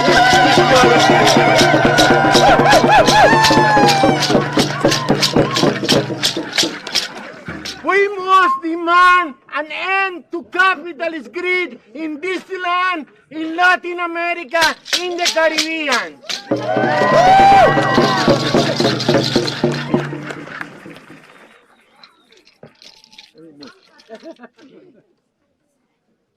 There is something very beautiful about you all. I really like you.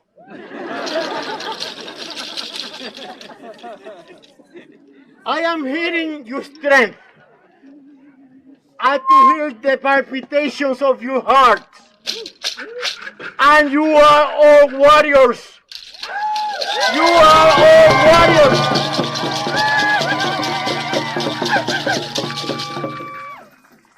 We will fight to defend Pachamama, Mother Earth.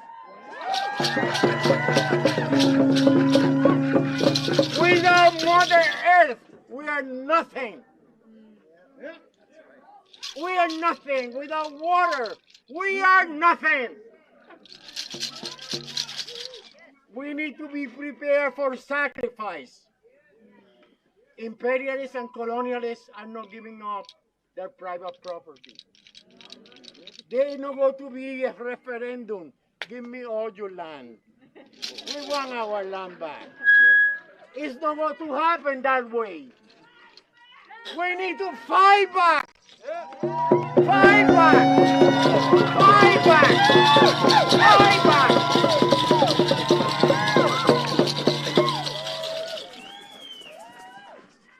Brothers and sisters, my relatives, the colonial situation of Boriken has trapped our people in a system of ideas and signification that promote dependency, low self-esteem, low self-worth, and overall fear of freedom. Now, what we do about it? Listen, the only medicine against demoralization is being in the street fighting. Yep. Being in the street fighting. That is the only way out. To be free, it will require for us to kill the god of fear. Let's kill the god of fear. No more. We don't have time for powerlessness. We need to empower each other. And we empower each other by building community, by building network of fighters. We need to adjust. We need to adjust that image of impotency. That the almighty Pentagon is so powerful, so we got to just take a recliner and watch the news. We are not doing that. They inserted in our minds that pessimistic idea, that demoralization. We need to replace it with autonomy, with community building, with responsibility, with being in the street. Hey, listen one thing. We cannot be a group of episodic militants. So we show whenever there is a crisis. Forget about that. The crisis is always with us. We need to show up every day.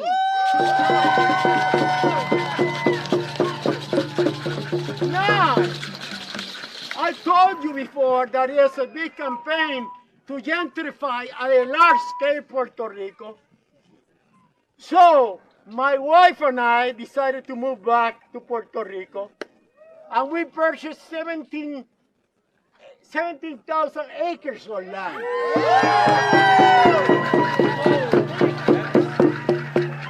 In Ottawa.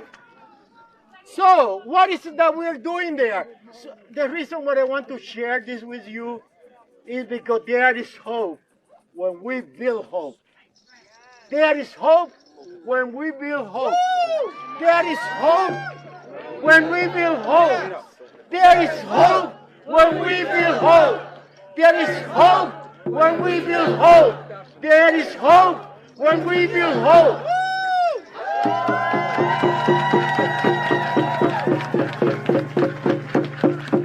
Well, so we responded to capitalist greed by creating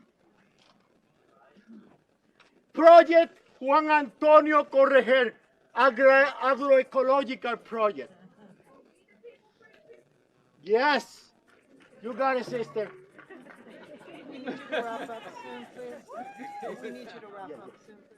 Our response to capitalist greed, the creation of a larger network of sustainability and wellness, and this is what we're doing all throughout.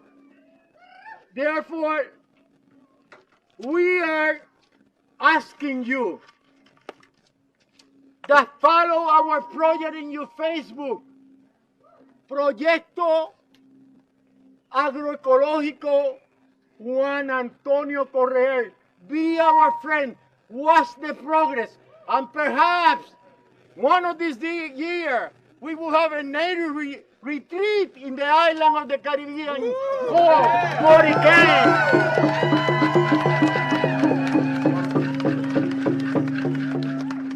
Let me go to the lab. I need to cut my speech. Right into the microphone.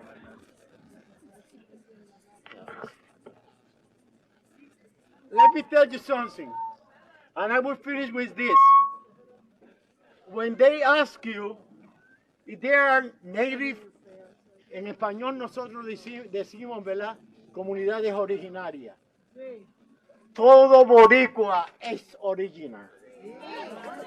All Puerto Ricans are original. All Puerto Ricans are native to that land. So, self-determination for the people who are fighting in Mexico, self-determination for the people of North America and Canada. Long live Puerto Rico free, down with capitalist greed. Independence now, self-determination now.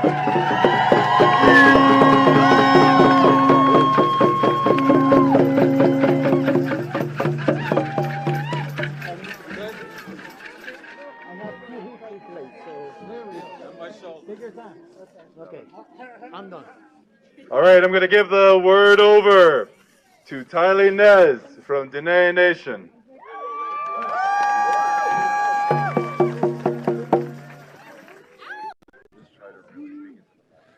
Hello, everyone. Thank you so much for coming. I'm so honored to be included in one of the speakers at this event. I have been coming here since I moved to the New England area.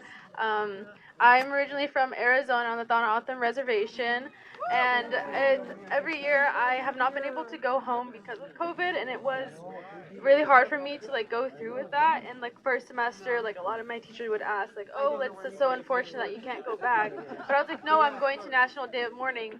And then they kind of sat back and was felt very uncomfortable. And I was like, no, I'm going to National Day of Mourning. I talked more about what this true history is. And now, I just got done with my professors, and I, again mentioned, I'm going to National Day of Mourning. And they're like, I'm sorry, you're not able to go back to with your family. But little do they know that this is my family, and this is my relatives. Yes, and as you say, I'm a student, and I just want to show off some Indigenous excellence at my school. I don't want to name the institution because they don't deserve any of the recognition. But all the Indigenous students there, we had an organization that was just recognized in this past semester, and now we have a whole Indigenous center at our university, and that's because of all. That center is there because of the Indigenous students advocating for what they need. And they did it without any help. There was absolutely no resources on that campus for Indigenous students, but yet we are here, we have a center, we are working for more resources. And I'm saying this to other students in the area who don't have resources at their university, call them out. Be unapologetic. Say that you don't have this resource. I recently was asked what advice I would give to people about getting a center, about getting more recognition, and I didn't really think of anything, but something that came to mind that someone has said to me was, you need to start living, if you want to see change, live in the world that you want to see. And I started living by that, and now we have a whole center, we have a director, we have so many more resources, and we have a lot of support within our Indigenous community at the university that I will not name.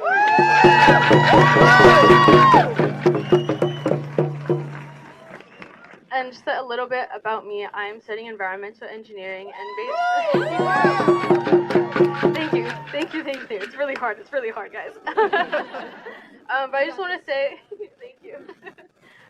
A big reason why I decided to go into that, because growing up on the reservation and my family, we've experienced a lot of environmental racism, and even though people are barely saying now that Indigenous communities are facing the effects of climate change, we have been facing it for years, and they're barely listening to us. And I'm going into this field to understand why they're putting in these chemical plants, why they're abandoning uranium mines. And with that, I'm not going to use any of the resources or the tools that they're teaching me, because that is the white people's science, that is not the science, and using traditional ecological knowledge, because that is the way. everyone was saying, like, we know our earth, we know our communities, we know our environment. It's important that we listen to the earth. Yes. And thank you so much. And today is National Day of Mourning.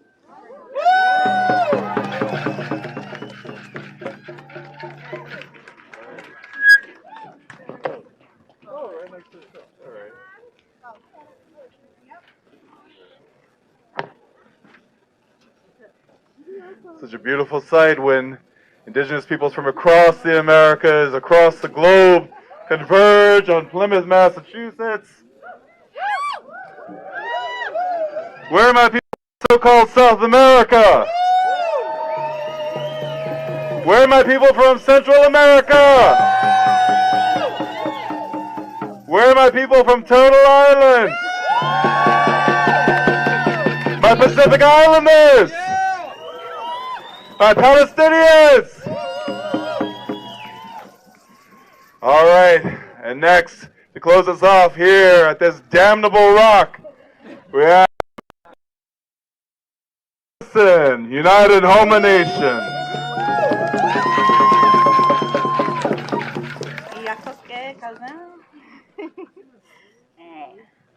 Everyone. I didn't actually put this in here, but I do want to say that as I'm also my other side of my heritage is Jew, so I call myself indigenous. And this Jew right here is anti-Zionist, free Palestine right now. It is not anti-Semitic to say so. It is not. All right. I'm rooting for y'all. I'm fighting for y'all. All right. Now, I like to. Oh, hi. Yeah. Getting tucked. All right. I like to. Saitufia Ida Saktioma Seya Om Amentele. Hi, my name is Ida. I am part of the Red Crawfish Nation. I live around Houma, Louisiana.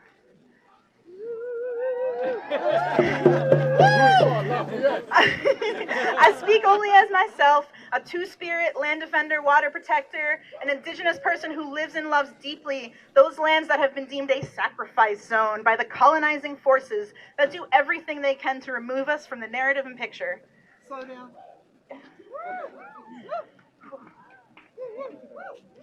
Since I last stood before y'all and spoke, many of those of us on the coast continued to rebuild after my lovely little hurricane, which I was quite a storm, if I say so myself, messed up from Louisiana up to New York. Even just personally, my roof is still tarped. My floor still has a huge hole because the beams under the house are slowly rotting from the water damage. Insurance and construction companies continue to keep going out of business. Sorry. I'm thankful that we were given a reprieve of another hurricane disaster this year, but with the increasing number and strength of storms in the Gulf region, it's a gamble that continues to also increasingly favor the dealer, not us. Tribes on the coast, for their own part, for their people, are pushing hard for federal recognition to increase possibly getting FEMA assistance and other protections and other benefits. This recognition would also assure consultation with tribal entities before projects, for instance, the Army Corps of Engineer projects and the like. As it is now, they literally only need to consult like Oklahoma or Mississippi or Florida for Louisiana regional projects because we're only state recognized. They have no legal obligation to actually consult with us.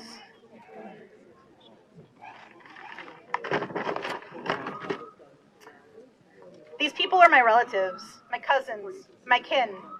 The Southeast Louisiana coastal tribal entities in my region are the United Homo Nation, the Pontchartrain tribe, Ile de Jean Charles,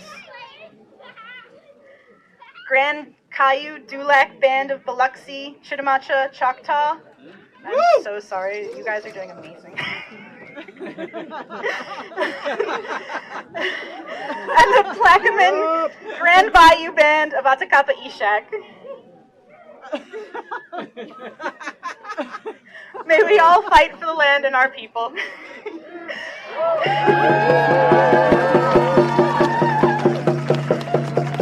people weather ongoing genocide, attempted assimilation, and removal of our children from their culture, ongoing attempts to remove people from the furthest ends of the bayous, ongoing attempts to take away voting places, accessible and culturally relevant schools, housing and land rights, and that's not even touching on the ongoing theft of mineral rights, which continue to decimate the land and causes massive cancer rates.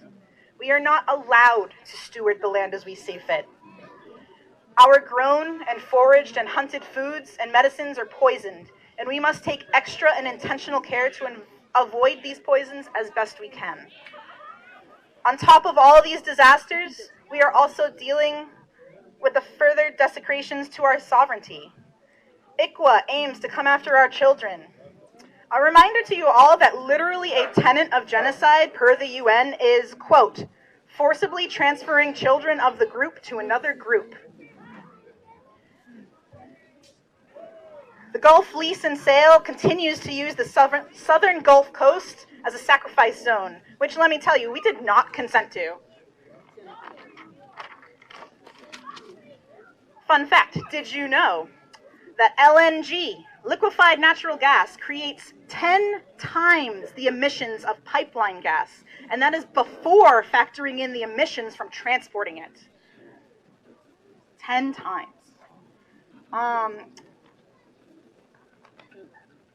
We're transporting LNG to Europe, where LNG imports are up by 65% because of the war with Russia.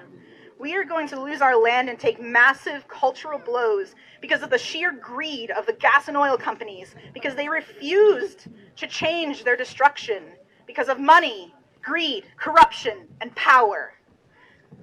They frankly suck at managing it too. The destruction they've caused in a mere 100 years is staggering. For a bit of a timeline cleanse, we're going to have some positive news, though. We aren't taking this passively at all. We are resisting now, as we always have.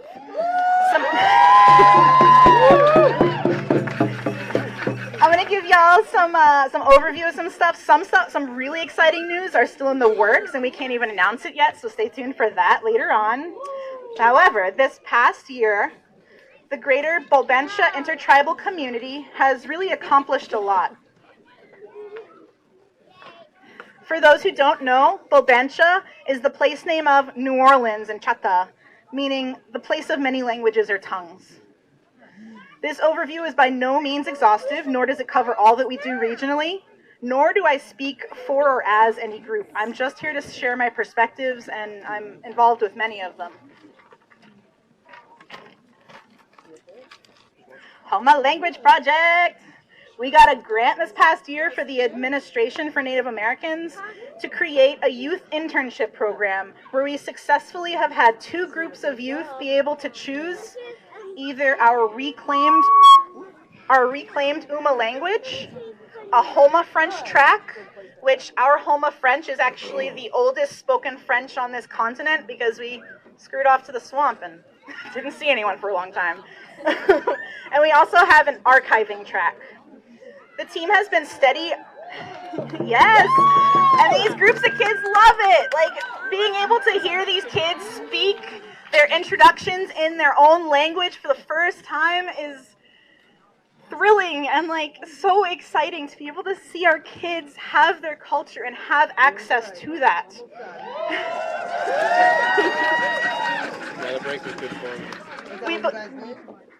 Okay. The team has been steady on releasing resources for free. Oh, I'm going to speed up. Okay. Online for all of our people. Okay, I'm going to do a quicker, all right. Tasso time, spring gathering, year 2, baby. We have a GoFundMe, which is in need of some funds. Last year, we had traditional games and crafts, demonstrations for our attendees, traditional foods, speakers of our languages, and ways to reconnect with our relatives, with all of our relatives, not just a single tribe. Search GoFundMe for Tasso Time 2023, and you can see a little bit more of the kinds of people and things that we're doing by ourselves. This is outside of government structure. This is us as citizens putting on what we want to see for our people, for our kids. Another thing that y'all can look up that has the kids is water glossary collaboration with Ripple Effect. You can Google or on YouTube look up Invisible Rivers concert video by Trey Pratt. And my friend actually went to these kids in inner city and told them about our people, told them about land acknowledgements, and these kids put together their own land acknowledgements. Many of these kids may have had... Okay. All right. One side! One side! One side! One side! Let him through!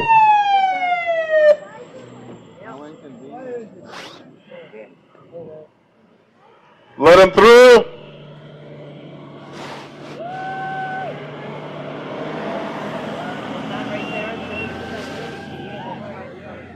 All right, take back the street, real quick. Bring us home, Ida. Should I just do a quick overview? Quick. Okay, yeah, quick overview.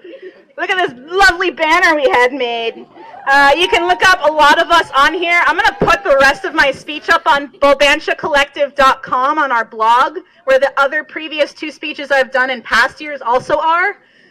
Shout out to Hummingbird Springs Farm in Alabama, Oklahoma Ikish Holo. We are a group of femme and two-spirit gardeners that are creating our own networks, our own gardening networks, our own circular economies.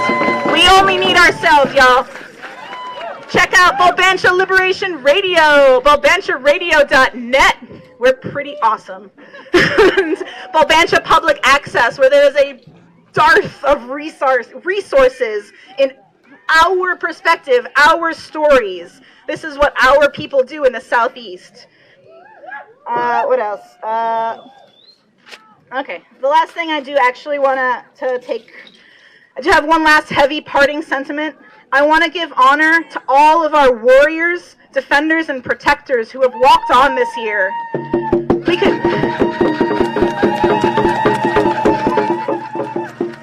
We could all probably come up with names of dear ones who fought as hard as they could for the land and the people. I want to bring forward someone you probably don't know. Neshoba Toby was my ceremonial brother, my cousin, and my dear relative. He was a true Homo warrior. He was a Standing Rock vet, he was a Leoyla veteran, and a founder of the former Chanchuba Collective. Neshoba was a young elder who grew up thinking that he and his family were some of the only natives around, constantly told by the greater society that we were all dead and gone. He went out to Standing Rock alone at 21. He knew what was at stake and fought desperately against our destruction both here and there. When he was at Standing Rock, he largely spent time outside of the front lines in the medic yurt, learning and giving aid, even as he suffered from severe injuries given by colonial forces that sought to remove the people. Despite personal family trauma, despite struggling with the trauma of colonization and poverty, the violence of what happened to him at both Standing Rock and Leoyla, and the violence of simply being queer, trans, and two-spirit from both so-called relatives or fellow natives and settlers alike. Despite that, he pushed people to fight, to defend, and to create real, tangible change. He challenged the status quo every step of the way. He tried so hard to learn and facilitate healing for himself, his tribe, his family, and especially for the babies. He loved the babies so much. They're our future. He stood up loudly for others and himself in the land. What a fussing you could get if you did not come humble or take ceremony seriously. Ooh, he would. I miss my fiery brother every day. I'll tell all the Noholo, Amaskesa chetu apa, which means kiss my big ass.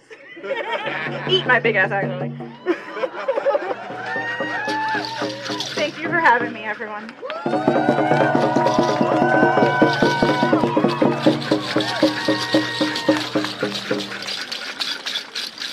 We're grateful for your heart. We're grateful for your life.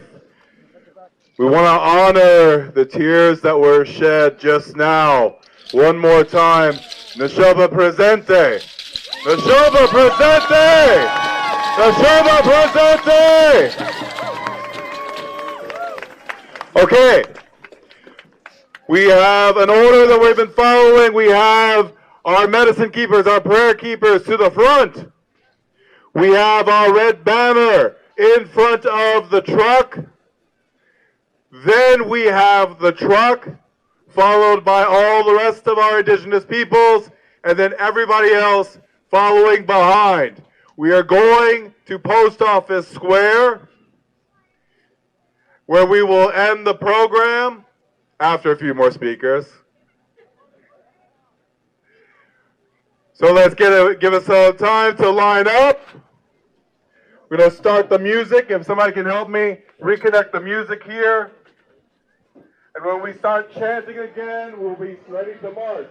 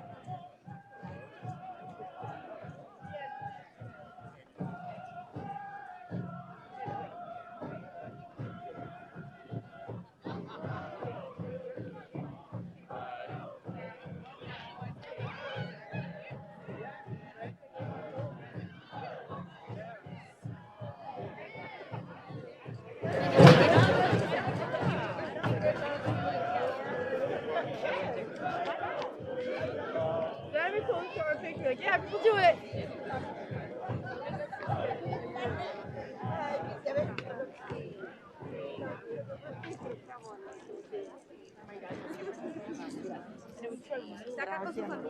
No.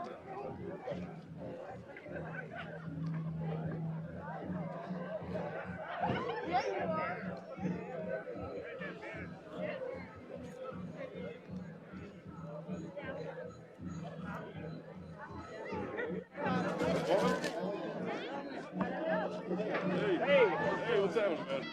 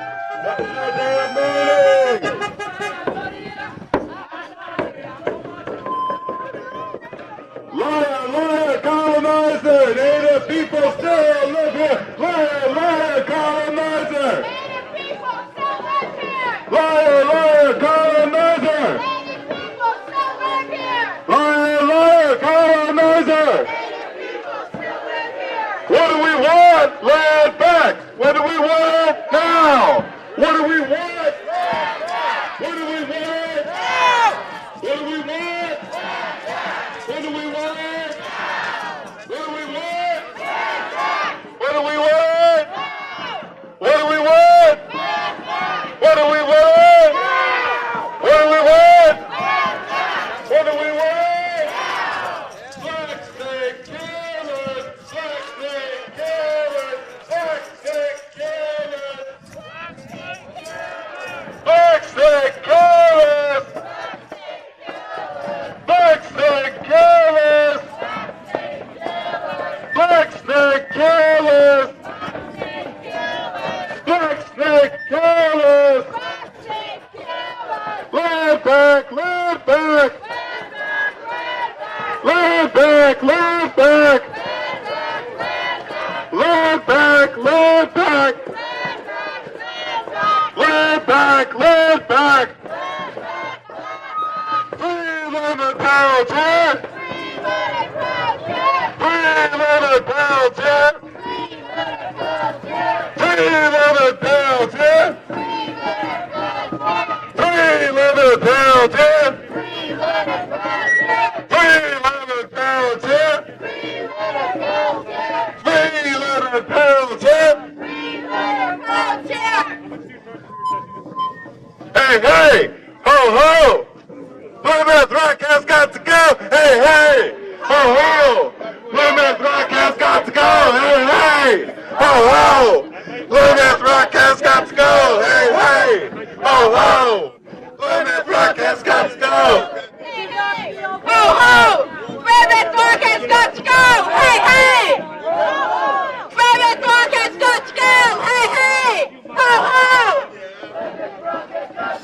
Hey hey! Ho ho! Hey hey! Ho ho! What do we want? What do we want? What do we want? When do we want it? What do we want? When do we want it? What do we want? When do we want it? If we don't get it, if we don't get it, if we don't get it, if we don't get it, if we don't get it, shut it down. If we don't get it, shut it down. City by city, town by town. What do we want? That was my mistake. That was me. Anyone have water? City by city, town by town, we're gonna bring Columbus down. City by city, town by town, we're gonna bring Columbus down. City by city, town by town, we're gonna bring Columbus Day down. City by city, town by town, we're gonna bring Columbus Day. Give me a second. All right. You know any? What do we want? Land back! What do we want? No! What do we want? Land back! What do we want? No! If we don't get it, Shut it down! if we don't get it, Shut it down! if we don't get it, Shut it down! if we don't get it, Shut it down! what do we want? What do we want? What do we want? What do we want? If we don't get it, if we don't get it, if we don't get it, if we don't get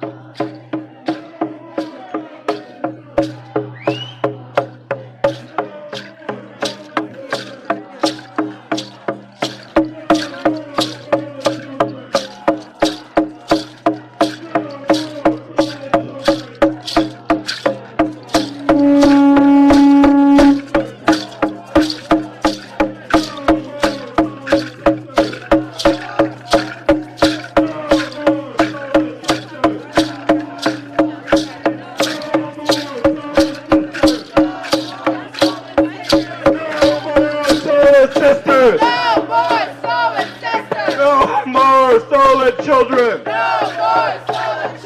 No more stolen children. No more stolen children. No more stolen children. No more stolen sisters. No more stolen sisters. No more stolen sisters. No more stolen children. Liar, liar, colonizer. Native people still live here. Liar, liar, colonizer. Native people still live here! Colonizer. Native people still live here! Native people still live here! Liar, liar, colonizer. Native people still live here! Liar, liar, colonizer. Native people still live here! Liar, liar, colonizer. Native people still live here! F the Mayflower, F the F the man, give the people back their land! F the Mayflower, F the man, give the people back their land! F the Mayflower, F the man, give the people back their land!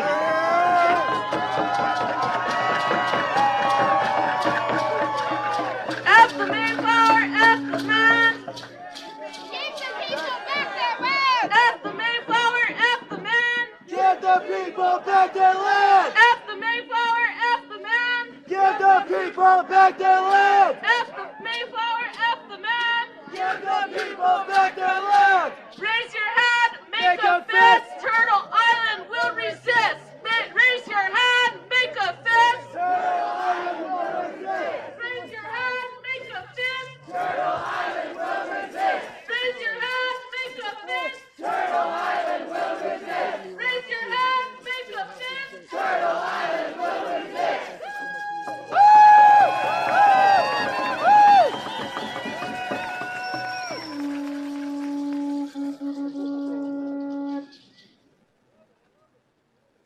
Good day, everyone. My name is Raquel Halsey. I'm a citizen of the Mandan, Hidatsa, and Arikara Nation, and it's always a beautiful day to support my brothers and sisters and siblings that are that call these places their traditional homelands.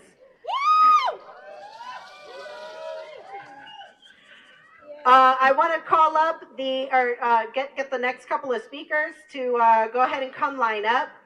Bayon Ren, Alberto. Oh, sorry, Alberto. Then we're going to have Jean-Luc Perit, and then the co-leads of United American Indians of New England. Go ahead and start lining up.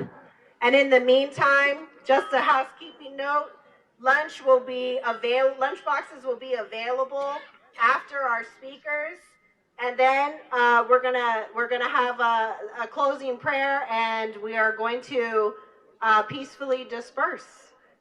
All right. We have buttons and t-shirts. And buttons and t-shirts are on sale. Please support United American Indians of. Do we have the speakers? Yes. Okay. That's beyond my power. Okay. Come on up. What time is it? Yeah, just leave your bag, right? Yeah. Okay. Yeah, we just want to keep the microphone just behind us.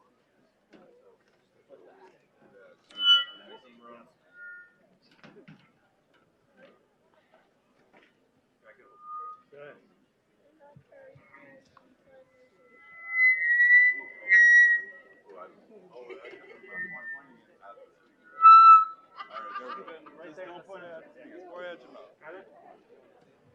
Tanze, Bian Nitsigasan, Nihiyania, Timichikamak, Ochinia, Pokantak, Iwigyane, Tatawao, hi. Hello, my name is Bian Ren Moore. I come from Timichikamak Cree Nation in northern Manitoba, and I'm currently living on Pukamtuk territory. I will first acknowledge the land and the other speakers and each of the supporters, accomplices, and allies who are here today and who are incarcerated and who are out there right now putting their energy, their time, their bodies, and their freedom on the line to resist and dismantle colonialism in all of its forms. I have been invited here today to speak on behalf of my friend, Slato, Tsakaidze of the Girenden clan of the Wet'suwet'en Nation, and also to share my own beliefs as they have developed in the decade I have spent standing alongside her and the Wet'suwet'en to help protect their lands, their waters from repeated attempts by Canada to force pipeline projects through their sovereign land, their Yinta. Yinta is a word which represents roughly 9,000 square miles of unbroken forests, mountains, lakes, and salmon-bearing rivers situated in the northern part of so-called British Columbia, Canada. It provides the hunting and fishing grounds which the Wet'suwet'en rely on for their survival, and through it flows Wedzin-Kwa, the sacred river which is among the last few clean drinking waterways that still exist on Earth, and is a crucial artery for the salmon which traverse it to spawn each year. This is the land, the water, and the way of life which is at stake right now for the Wet'suwet'en. Their Yinta has become a proving ground that will decide how sovereign indigenous title and governance will stand against industries which aim to undermine it at every intersection. The territory has never been ceded, meaning never surrendered, lost in war, or signed away by any treaty with the Canadian government.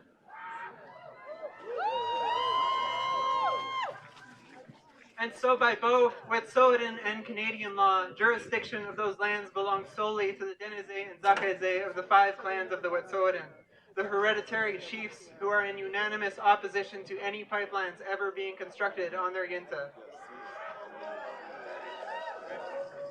This has been affirmed in the Delgamuukw-Gisdewe Supreme Court case of 1998.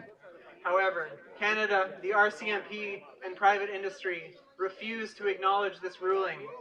The colonial legal system cannot or is unwilling to hold accountable those who are aligned with its economic goals, which themselves cannot be achieved while indigenous people continue to occupy and protect their lands, which have been our birthright and responsibility since time immemorial. If it's helpful, you can think of it as a country within another country being invaded for its resources. Over the past decade, the Wet'suwet'en, along with allied indigenous nations and accomplices across Turtle Island, have successfully prevented the construction of four proposed pipelines on their territory. This was not achieved by asking or petitioning the government to respect indigenous title over their lands. They will never do that. It was done by Wet'suwet'en and their allied nations physically reoccupying the territory and building structures directly in the path of these proposed pipelines.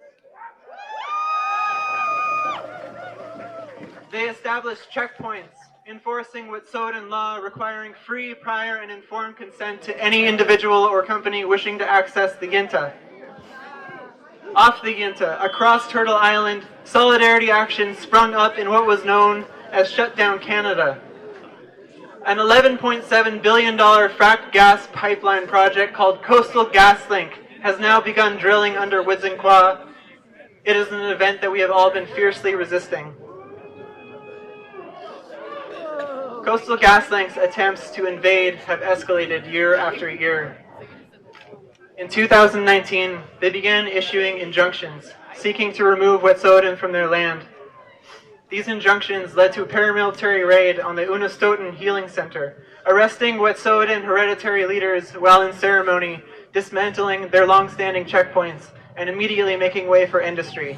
I'll remind you now that I'm going to be talking about police violence at some point in this speech, so be warned. A convoy of 50 militarized police wearing full tactical gear, carrying automatic weapons and sniper rifles, who had been given express permission from their commander to provide lethal overwatch for the duration of the raid on the handful of mostly women and elders who were present. This small army was followed by a trail of pipeline workers and heavy equipment directly behind them on the same road, all while claiming that they were not working in cooperation with one another. The raid was repeated and escalated the following winter, leading to more violence and more arrests. Last year, after being pushed to the literal water's edge, Coyote Camp was established overnight directly on the drill pad site at Wedzin-Kwa. In midwinter, a force of over 100 militarized police were flown in from counties all across Western Canada. And a week after we had successfully evicted all 500 pipeline workers and RCMP from the Yinta, they arrived at the first blockade. The raid would last 2 days and nights. During it, elders, matriarchs, Indigenous allies from nations across Turtle Island, including myself, were brutally arrested and kidnapped, one after another, while having automatic rifles aimed into our faces. Regalia was cut from our bodies and placed in black garbage bags.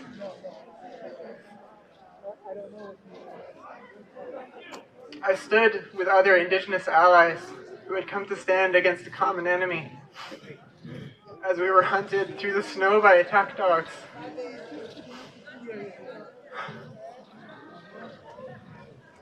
I watched as my kin were dragged through the snow by their braids into paddy wagons and disappeared one after another. Sorry.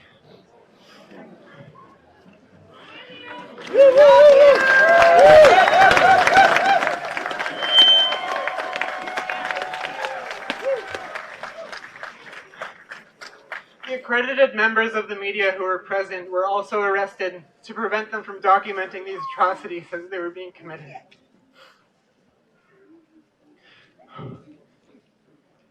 This time last year, I would have been sitting in solitary confinement in a northern prison. Myself and other trans and two-spirit allies and supporters were separated from the others arrested, and we were placed into the male wings of their prisons or into solitary confinement. They withheld food, medication, and our ability to see.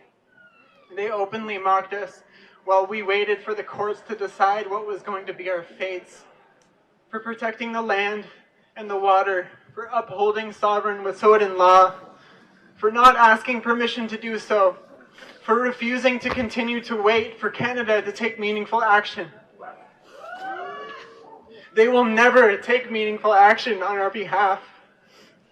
It has never happened in all of human history, and it will never happen. They do not care at all about Indigenous people, and it has been proven time and time again.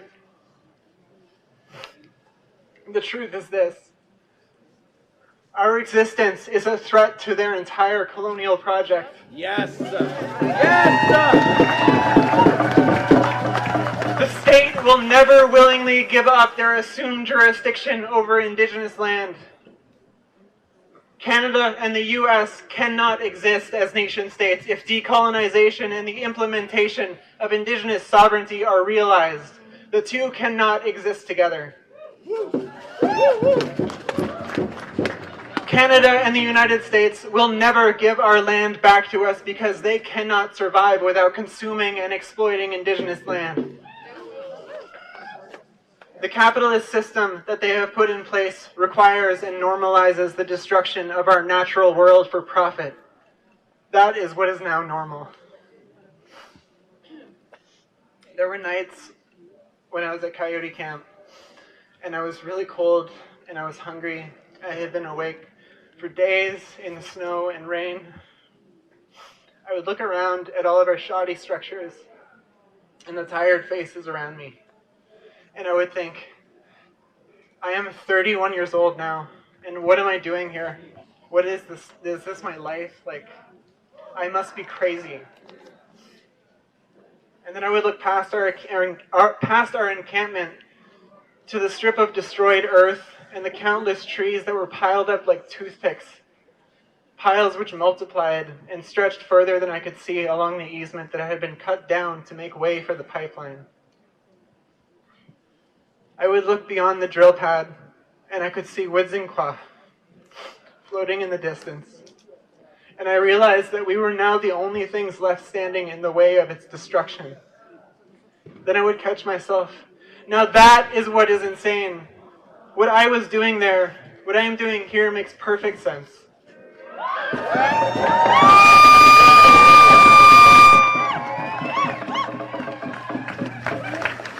After 12 years of resistance, the drilling has now already begun. But the fight is not over by a long shot. We will continue to resist them. The thing that is the greatest threat to Canada and to the US, to these industries, is our ability as Indigenous people to create widespread unrest across Turtle Island in ways that have real material consequences to the state and private industry. Yes! Following the raids each year, solidarity actions burst forth and brought the Canadian government and its economy to its knees. Shut down Canada happened twice, and it was effective.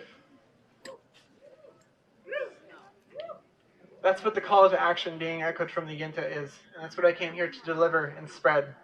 You can learn more by visiting yintaaccess.com, finding them on social media. They need support on the territory, and they need support in the streets. If I had more time, I would tell you about the direct link between the arrival of industrial man camps and the murdered and missing Indigenous women and girls. If I had more time, I would list each of the companies and organizations funding the construction of this pipeline, the main one of which is Royal Bank of Canada and its subsidiaries. And if I had more time, I would describe TC Energy, the company which birthed Coastal GasLink and dozens of other extractive industries, which snake across all of Turtle Island, connecting our struggles. Thank you. Gonzalez. Hi, hi.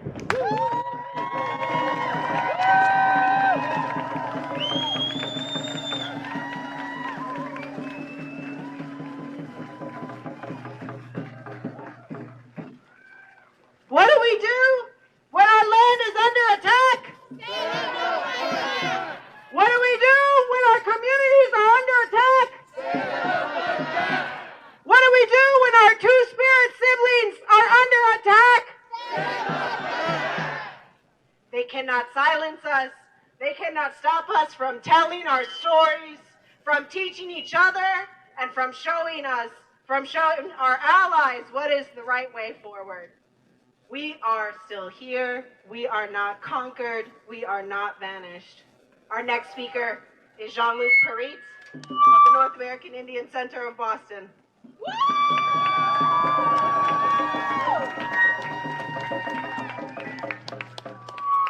All right.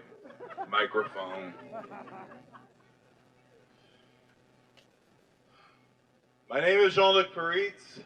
I am originally from New Orleans, Louisiana, Baldancha.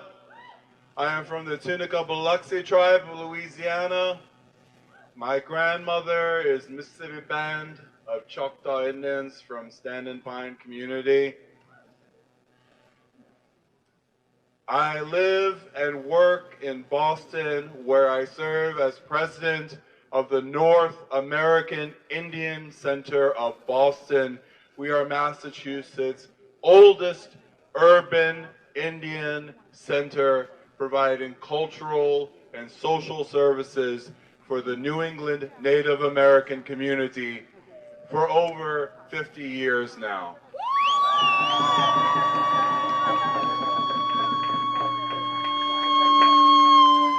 We also serve as liaison for the Commonwealth of Massachusetts and all residents who are members of tribes that have historical government-to-government relationships with Massachusetts, yet are outside of these colonial borders. Tribes such as the Abenaki in Quebec, tribes such as Delaware Nation in Oklahoma, all the peoples that have connections, ancestral and cultural resources here in these lands, we are the liaisons for those people. Yes, my Penobscot, my Passamaquoddy, my Maliseet, my Mi'kmaq people, I did not forget you either. Don't worry, all my main tribes. I know, I see you. You are here. I'm called today to reflect on 70 years since termination. Now, what do I mean by that? That means that next year, August of next year, we will have come upon a grim anniversary where this United States Congress enacted a resolution to adopt the policy of termination, meaning that they would cancel the trust relationship between the United States and tribes. Boo! Boo! And also, we are in the 70th anniversary of policy enacted by the Bureau of Indian Affairs. 70 years since today, 1952, the voluntary urban relocation program for American Indians was enacted by the Bureau of Indian Affairs. Woo! So when I say that we are Massachusetts' oldest urban Indian center, that doesn't mean that we just landed in Boston and we needed a social club. That means that the Boston Indian Council, North American Indian Center of Boston, is a vital social hub for our peoples, providing those services, providing those cultural links, and providing healing for all of our peoples in the greater Boston area. 70 years since termination. 70 years since termination. My mother was born within this time. She'll tell you I'm almost 70 years old. She's not afraid of her age because she looks good for her age. But my mom has a story. My great-grandmother brought her into her bedroom, locked the door.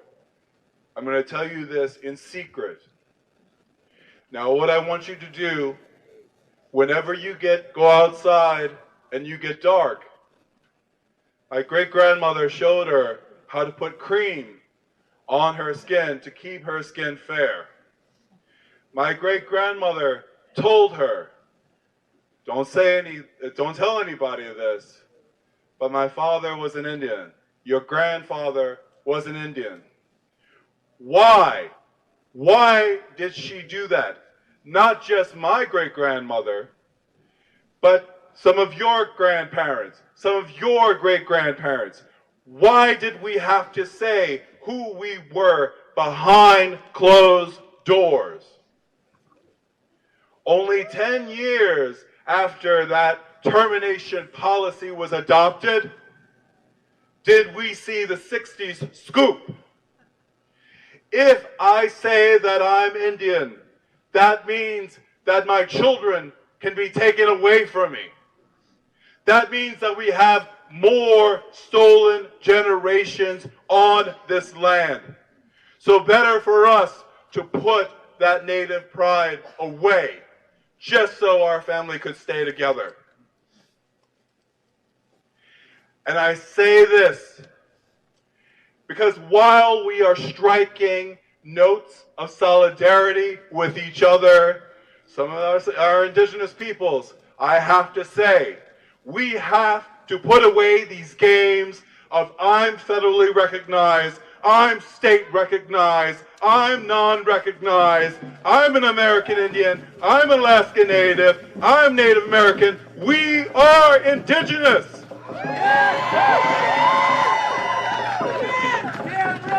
Our families deserve to be returned to each other.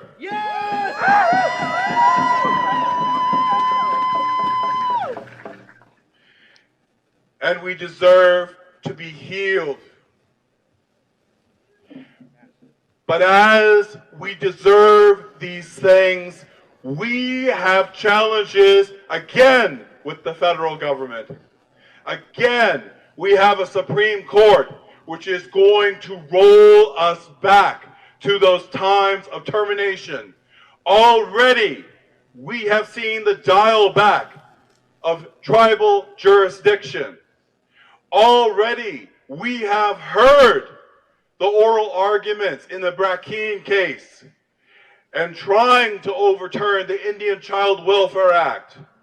We have people within their lived experience, within their living memory, the horrors of these past 70 years. And it is upon us younger and young people, younger generations and young people, it is upon us to be sure that we do not return to those times. Make America native again.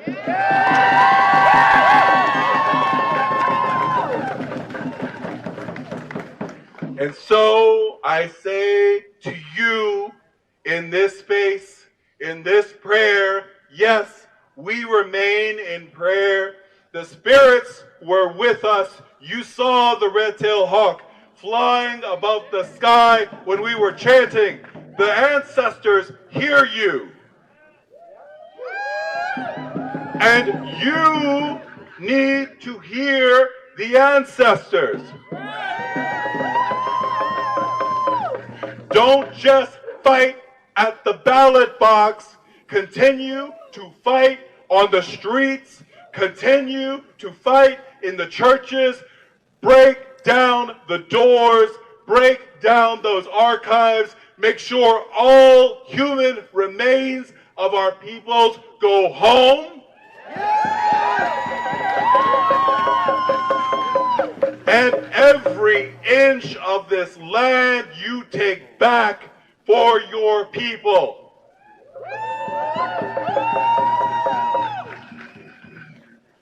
70 years since termination, and we remain strong. Over 50 years of us gathering for this National Day of Mourning, and the world hears us now. Continue the fight, and we will continue into the future. City by city, town by town, we're gonna take. That's right. And what do we want? Land back. When do we want it? Now. What do we want? Land back. When do we want it? Now. If we don't get it, shut it down. If we don't get it, shut it down. If we don't get it, shut it down. If we don't get it, shut it down. Tikach. Thank you. I'm going to turn it back over to Raquel. We'll bring up our last bit of prayer.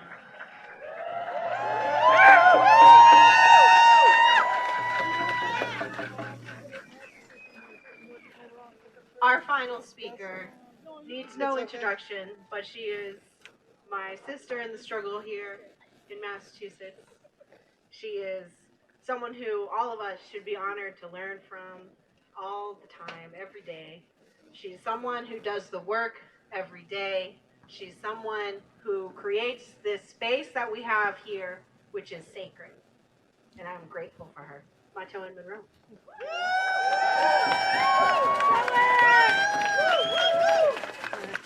Thank you. I'm not going to get up on that try. And that's fine. That's all good. You know,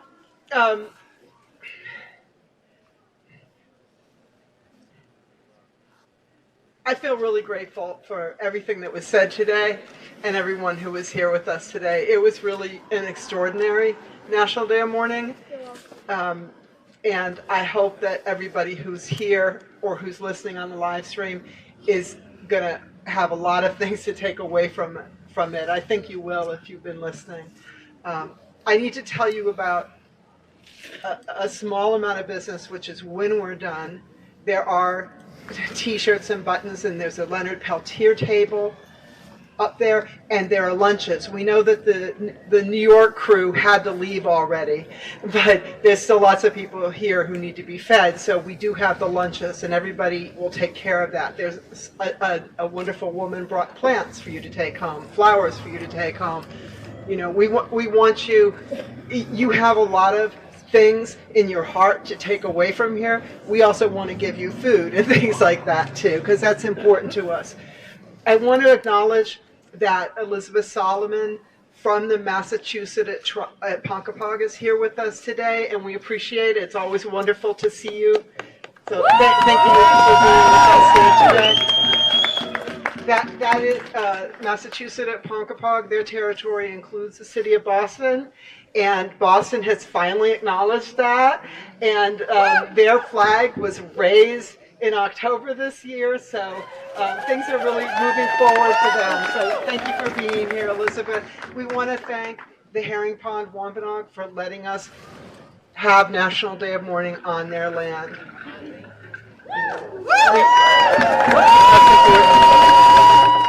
So we want to close today as we opened, which is by having a prayer. Juan is going to come and give a prayer. He said that it's okay for the camera to be going for this prayer. We don't, when we have our opening ceremony in the morning, we don't allow cameras and audio, but this will be fine for this. So I'm going to just ask him to come over, close us with a prayer, and I hope everybody gets home safely today. I love you all. This is just amazing to be here with you. Thank you so much. Thank you.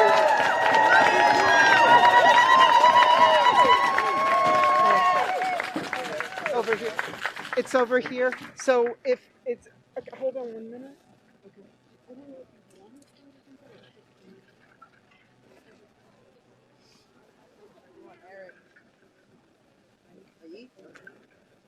Okay, because we'll get the camera close. We want the deaf interpreters to be able to say something too. All right. Thank you everyone for coming to this very special day. And we definitely need to be thankful. It is a Thanksgiving Day. Thanks to the Creator, to the Mother Earth, that give us the food and life. And that's why we are here, and that's why we are fighting. And that's what we owe to the future generations. We're gonna receive some food, the food that comes from Mother Earth, the water, the air, the sky. It's not just regular food. Our relatives planted, harvest that food.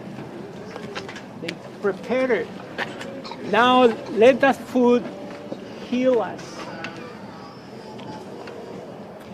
Food is our healing. The corn, the water, the tomatoes, the onion, the tobacco that feeds the whole planet. You go anywhere, China, Russia, people eat corn. People eat peppers, tobacco. Sacred to us, belong to this land. So it's healing. So just remember that. And we're gonna thank the four directions of this beautiful creation. Again, we face the east if you want. Kushka, Kushuleo, Ukushkaki, Ukushka. To the south, Ukushka, Ukushuleo, Ukushkaki, Ukushka. To the west, Ukushka, Ukushuleo, Ukushkaki. To the north, Ukushka, Ukushuleo, Ukushkaki. Into the heart of the sky.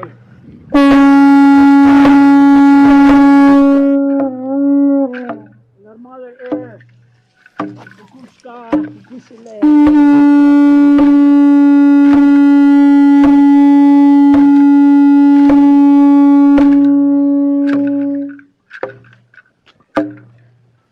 Thank you very much. Thank you.